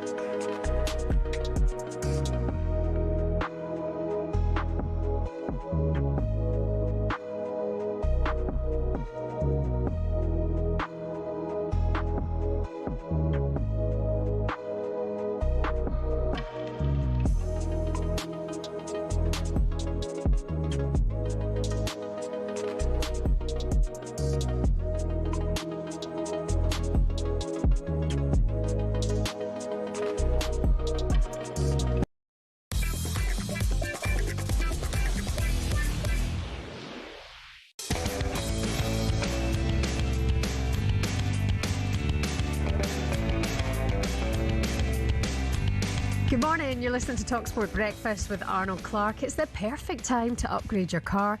You can get 2 years free servicing when you buy a used car in the upgrade event. You can check it out online now. My name's Shebahn Aherne. In with me today is Gabby Agbonlahor. And this Saturday, 2 British knockout kings are set to collide as Fabio Wardley takes on Daniel Dubois in Manchester. So we can look ahead now to the big fight with DAZN. Big fight build-up on talkSPORT with DAZN. Watch Fabio Wardley versus Daniel Dubois. Don't blink. This Saturday, only on DAZN. Sign up now at dazn.com. Yeah, Wardley puts his WBO world title on the line against the resurgent Daniel Dubois. The pair having 40 knockouts between them. Yesterday, former WBA super middleweight champion George Groves was on with White and Jordan in brilliant form as well. He believes Wardley will have too much for Dubois on the night. I think Fabio Wardley. I think I'll make him the favourite. Like, if that's as close as I can go to picking a winner, I'm going to make him the favourite. Yeah. Just because of momentum right now. Dubois he climbed his mountain against Joshua. He then fell off the mountain against Usyk. Yeah. Let's see if he survived the fall. Looking forward to this one, Gabby, aren't you? Can't wait. Yep. Yeah. A few of the lads coming over to watch it on Saturday.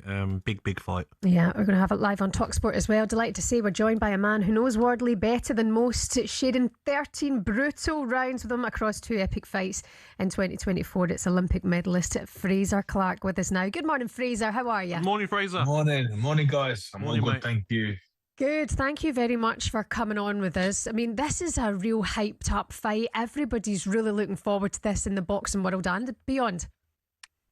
Oh, this is a big one. It's one of them. It's one of them sort of crossover fights because this is not just for the boxing purists. I think every man and his dog will enjoy this fight. You know, whether you like it or whether you're a boxing fan or not, everyone likes the heavyweights. Everyone likes 2 heavyweights that can punch, and these two, every time we get in the ring, it's fireworks. It's entertainment one way or another. So I can't see it going a distance, and I'm looking forward to it. Massive for fight fans. It's the big thing for Fabio Wardley, Fraser, the way that he can dig in. You know, in recent fights, you know, he might not have been winning the fight, but he doesn't give up, and he'll fight all 12 rounds. He will never throw the towel in. Listen, that's a huge strength for any fighter, you know, to have that grit and that determination, and just that little bit extra which you need. Every fighter needs it. Some fighters can't really bring it out. Fabio seems to be able to do that. Even saying that, though, I do believe this is the heaviest puncher he's been in the ring with. But yeah, we all know he's got that grit in him and that determination. But like I say, I think he needs a little bit more than that to beat Daniel Dubois, because Daniel Dubois, when he hits, it's not normal. It's not like anyone else he's been in the ring with. He's such a big puncher. So, and I bet they're both wearing, you know, they're both wearing the fly gloves. They come sharp, they come keen. It's gonna be an interesting one. How much are game plans important, Fraser? Because even looking yesterday at the face-off, you got Fraser Clark smiling, but Daniel Dubois, literally, like, the way his face was moving, he was ready to go. Like, he's going to explode as soon as the whistle goes. Yeah. Yeah, I mean, game plan and keeping a cool head is very important. You know, when you're in the fire, you need to be calm, collected, and you've worked on stuff weeks and weeks and weeks. You've got to try and keep that at the forefront of your mind. I did see their face-off, and, yeah, Daniel looks like a coiled spring. He looks ready to go. But, you know, I do think that could be his undoing. You know, I think he needs to get in there and box. You know, if you fight fire with Fabio, usually you come undone. Like I say, you know, we all know his strengths. He can dig it, he can fight, he can swing it. I'm just looking forward to it. You know, as a fight fan, this is what we live for. We love these sort of fights. I can't pick a winner, and I don't think anyone out there can, because as soon as the first ball goes, all the questions will be answered. But as for now, we're all looking at people's body language, looking Daniel Dubois in the face-off.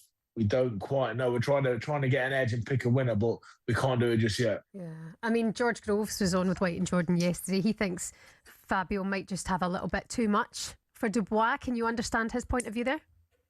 Absolutely. People are saying, I've seen a lot of people talking about Fabio taking him into deep water, but I'm a little bit different. I believe Fabio, this could get done early by Fabio, because once he does get you hurt, he's a good finisher. You know, he dives on you. He really does dive on you and goes for the kill. But at the same time, he can't rush doing that because, like I say, it only takes one shot from Emanuel Dubois. This guy's a serious puncher, you know, one of the heaviest punches I've ever been hit by.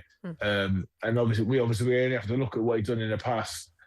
Serious puncher. But like I say, there's only one winner come the weekend, and that's us as fight fans. Fraser, what I've noticed as well is when I've looked at Fraser Clark, every fight he's had, he's looked fitter and fitter and in better shape every fight, even this fight now. And also yourself, I watched your last fight. I thought you were fantastic, mate, and unlucky not to win. Do you feel like your training has got more intense and you're in better shape with every fight you're having? Yeah, absolutely. You know, I've had some setbacks, and you know, sometimes they can derail you, but they've done the exact opposite to me. You know, I made a change in my career. I moved up to Manchester, training with Joe Gallagher in the Champions Camp, and it literally it's reignited the fire as such. And I've got the bit between my teeth. I was unlucky last time, like you say, and I just want to get back in there, to be honest. I really want to get back in there. Proving people wrong it seems to be the driving force for me. I've had to do it my whole life, my whole career. And I'm keen to do it again because, like I say, let's not lie, I'm coming off the back of 2 losses. But, you know, like I say, I'm more fired up now more than ever in my career to go out there and succeed. What's coming up for you, Fraser? Who's your potential opponents? Listen, I'm in a minute, I'm just in the negotiating stages. But the simple answer is that anyone can get it. Bring them all on. Let's fight them all. There's a lot of domestic names in the hat. But other than that, I jumped up to world level last time and did well. But I do believe that was my first camp with my new trainer. I do believe after we have another camp, I can jump up to world level and I can go and take some of these guys out. How important is it as well, like you says, with like the trainers, getting the right one that understands you as well? And also what you guys are putting in now, you know, you probably got the right nutritionist, you know exactly what to eat, the right training, the right sleep, the right rest. Is that so much more important now, especially in this heavyweight division? Oh, 100%. You know, I think you have to have sort of a checklist, you know, I don't know, 10, 20 things on it. Yep. And if you give less than 100% on each one of them, you don't tick all them boxes, you know, you're hindering your chances. Yep. So that's from your nutrition to your sleep, to your rest and recovery, your training, your cardio, your strength work, your sparring, just the mindset and the people that you're around, the gym environment you're in. There's so much that goes into one fight. Everyone, you know, the fans only see like the 36 minutes of fighting or less, but there's so much that goes into that for weeks and weeks and months and months. And like I say, it's a hard game, but like I said, you know, when you get it right, it's the best game in the world. Yeah, well, it's great to hear from you. We're excited to see for what's next. Can't wait to see you back out there, mate. Appreciate it, mate. Thank you. Take care of yourself. Thanks for coming on this morning. Former British heavyweight boxer Fraser Clark with us there. Who do you think is going to win this weekend? I think Fabio Wardley wins. Yeah, but it'll be an entertaining fight. Well, that is a big thing that I've noticed, though, Shebahn, that like all these heavyweights, they look like they're in a lot better shape now. You know, like maybe previously, like they've not maybe took the nutrition as important, but the money that's involved now in boxing, especially with Turkey, it's a time to be in your best shape. Dillian White, fantastic shape recently when I saw him training, and they're all taking it a lot more serious now. Well, heavyweight season continues. A lot of money to make. Yeah, exactly. Heavyweight season continues this Saturday right here on talkSPORT. Fabio Wardley defending his WBO World Heavyweight title against Daniel Dubois. It's in Manchester. Our expert team will be there throughout a busy fight week, and don't forget you can watch along with us ringside on the night of the fight as well. So Wardley Dubois this Saturday live on the talkSPORT network and the talkSPORT Boxing YouTube channel from 8 o'clock, or you can watch it on our friends live here on DAZN by now, DAZN.com. All thanks to current British heavyweight Fraser Clark there. Best of luck to him as always. Big fight build-up on talkSPORT with DAZN. Watch Fabio Wardley versus Daniel Dubois. Don't blink. This Saturday, only on DAZN. Sign up now at DAZN.com.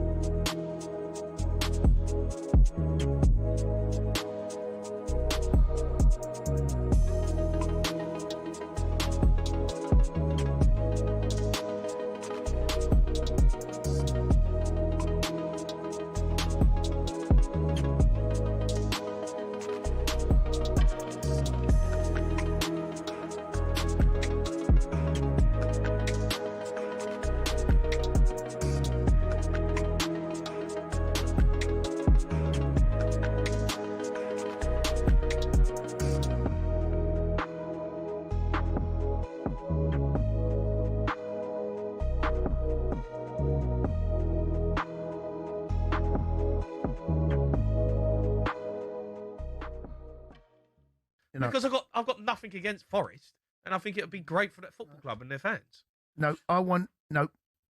Whoever gets through to the final out of the Europa League, I want them to get beat in the final.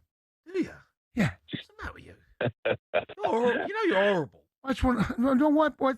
I don't understand. Horrible person. So that makes you a nice person, does it? Because you want to win. Well, it's not about being nice, but it's just like, why? I get it. If Chelsea or Arsenal, Spurs, I get all that. Rivalry. No rivalry with Nottingham Forest. I don't want Palace to win it if they get to the final. You don't want Palace to win the Conference League? No. I mean, less concerned about that. Just play for Palace. I'm backing them. Yeah. 4 games on loan. Yeah. No, I mean, do you know what? Maybe Palace. Maybe I'd know. Do you know what? I'd catch me at the time. I'm so nonplussed by it, but I definitely don't want Villa win it. Definitely don't want Forest to win it. Definitely, 100% don't want them winning it. I don't want Spurs winning it. Don't want Arsenal winning it. Don't want West Ham. Don't want Man United winning it. Liverpool. None of them. Oh, don't want anyone winning it. You're a bitter old man. Yeah, good. I enjoy being it. I like being that man. Greg, listen, mate. Thanks for your call. I'm going to go to Carl. He's a Fulham fan. Would you want Fulham to win it? Nope. Carl. All right, Carl. Hello, hold on. Hello. All right, Carl. Hi, guys. You okay? Yeah, mate. Go on. What do you want to say? I think it's great that an English club get into a final. Behave yourself, man.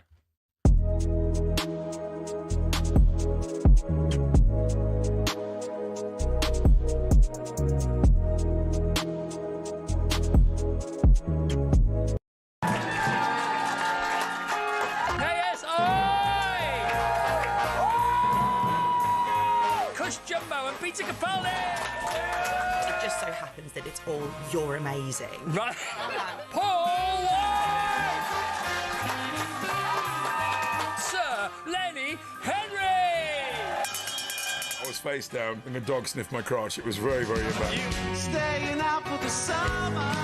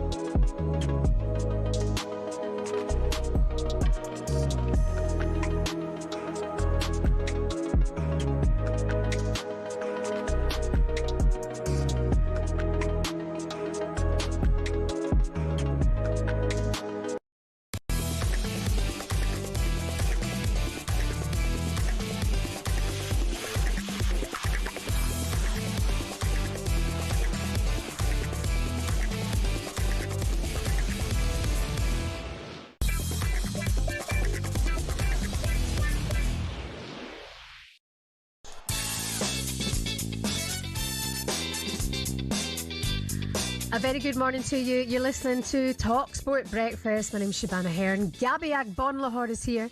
What do we know this Thursday? Manchester City are now the WSL champions for the first time in a decade. Their success confirmed last night following Arsenal's 1-1 draw at Brighton. A very well done to City. A special mention to Vivianne Miedema, one of the goal scorers this season, Dutch wonder. Her mum's very unwell at the moment, so Viv's missed the last couple of games. She's just put up an update there that her mum's been in ICU following complications with chemo treatment.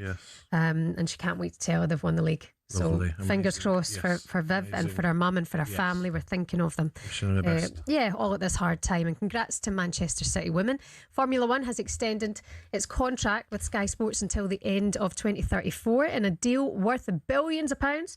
And Arsenal fans, it's time to start booking the flights to Budapest, if you can get one, after just reaching their second ever Champions League final. Spurs fans have been reportedly trolling their North London rivals by booking up hotels and Airbnbs to drive up the prices.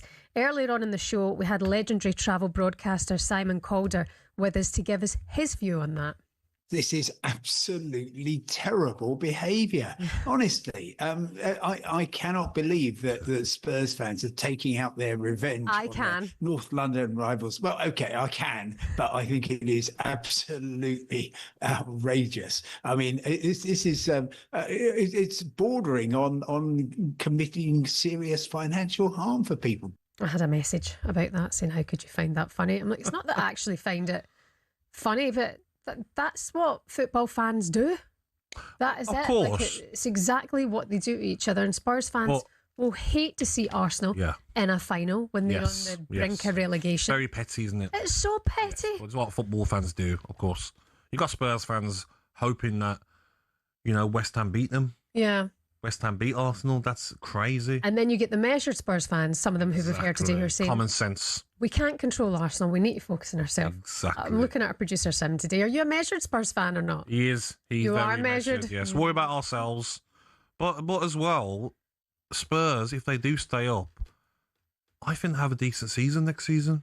I really do. The players that they've missed this season will be back. De Zerbi will obviously get rid of players and bring in his own players. Don't be surprised if Spurs have a very good season next season. Like a slight side note, but on the topic of Spurs, when you look at the two legs with Bayern and PSG, and the managers implementing their style and all out attacking football and always moving forward, at least Ange had a go. Oh, of course. Yes. At least I know it didn't work and the quality's not compared but it was to entertaining. Bayern. But he had a right go at implementing his style, and they won a trophy. Exactly, and they didn't go down. So what I get it. They were so poor in games, and you rested a lot of players, but they would have finished a lot higher if they weren't in the Europa League. And he won it. Wasn't the best final, but he won Spurs the Europa League, and look how it's been since. Yeah. It was shambles. I wonder where Ange will go next. I wonder. Yeah, I think he'll get a decent job. I don't think he got the right job in going to Nottingham Forest. Yeah, I don't think that was the right job for him. Exactly. Emotions of it all. Right, what a brilliant show it's been this morning. Thank you for being part of it with us. We're going to end with a bit of this. Got an issue? Why can't you see? All you need is some help from me. Give my lamp a rub. 1, 2, 3. I'm the Gabby Genie. Horrendous, that is. What's the one thing you regret most about doing for the producers here at talkSPORT? Do you know what it was? Forrest Gump. It was no, I actually enjoyed that. I thought it was only decent. That it was the Only Fools and Horses song. We'll dig it out, Ed. Yes, dig it out. Only Fools and Horses song. That was cringe. Time now for Jeannie Gabb. He has the power to grant 3 magical wishes, and Jeannie Gabb is no different to your usual genie. So let's have a predicament to get us into it all. What am I doing? Where have I done it? Oh yeah. Okay.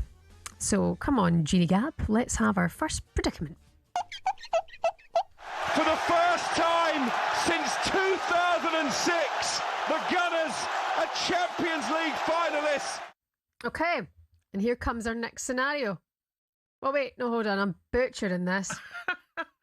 Somebody phone Alan, see what he is. This is ridiculous. Okay, Gabby, do you grant Aston Villa the wish of winning the Europa League if it means Arsenal win the Champions League and the Premier League? Of course. Yeah. I don't worry about what Arsenal are doing. I worry about what Aston Villa are doing, my club. That's what it should be. I wish Arsenal all the best. Go and win multiple trophies whenever you can. Aston Villa winning a trophy is all I care about. I'm just thinking about the parade around Birmingham. Oh, yeah. All the Birmingham City fans hiding at home, not allowed out. Aston Villa fans across New Street. Like you were just worrying about yourself now who you're talking about the Birmingham fans. Sorry, okay. Right, okay, up next. Go for it, Ed. Rashford and find Lewandowski got a second bite at the cherry that he wouldn't have expected, and then has pinged one in off the underside of the bar. That is Marcus Rashford.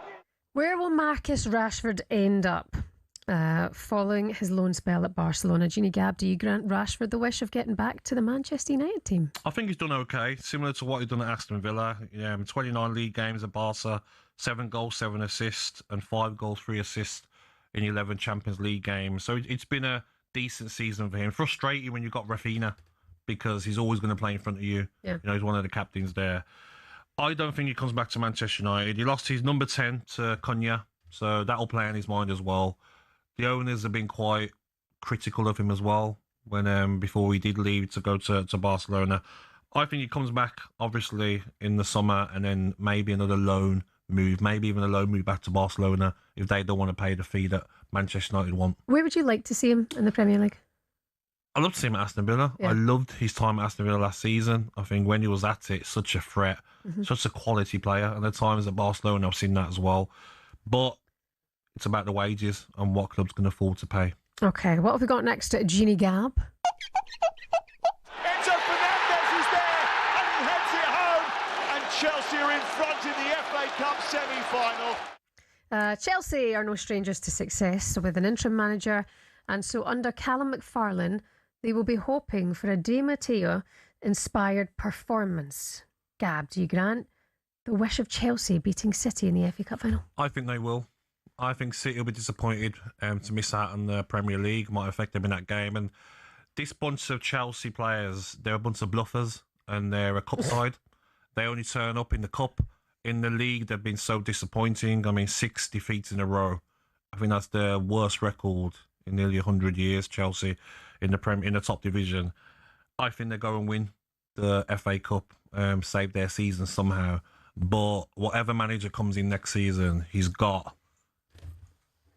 a bunch of dreamers, to be honest. A bunch of bluffers and a bunch of players that will throw a manager under the bus and not play for certain managers in certain games. So tough job for any new manager that comes into Chelsea. Okay, Gabby, Jeannie Gab, thank you very much. You mentioned your rendition of Only Fools and Horses. Oh, no. Ed, have you got the... Go on then. Push, push, push, push, push. No income tax, no VAT, no money back, no guarantee. Black or white, rich or broke, will cut prices at a stroke. God bless Hooky Street, Viva Hooky Street, long live Hooky Street, say magnifique, Hooky Street, magnifique, Honestly. Hooky Street. Okay. I feel sorry for my kids. Don't change, all right? Don't change. I feel sorry for the kids. Yeah. That's not going anywhere forever. They feel sorry for They've themselves. got to hear that. Poor kids. Bad man, you're up here ready. Gabby, enjoy your day off tomorrow if you're having one. Or I will not be in tomorrow. So if Villa lose tonight, you're not coming in? I'm not coming in yet. And if Villa win, you're going to be there? Yes. Wonderful. We'll maybe see Gabby tomorrow. Don't forget Villa against Forest. The Europa League second leg of the semi-final is live tonight on talkSPORT. Palace is live on talkSPORT 2. I'm back tomorrow alongside Dean Saunders. And up next, it's Jim White and Simon Jordan. Enjoy.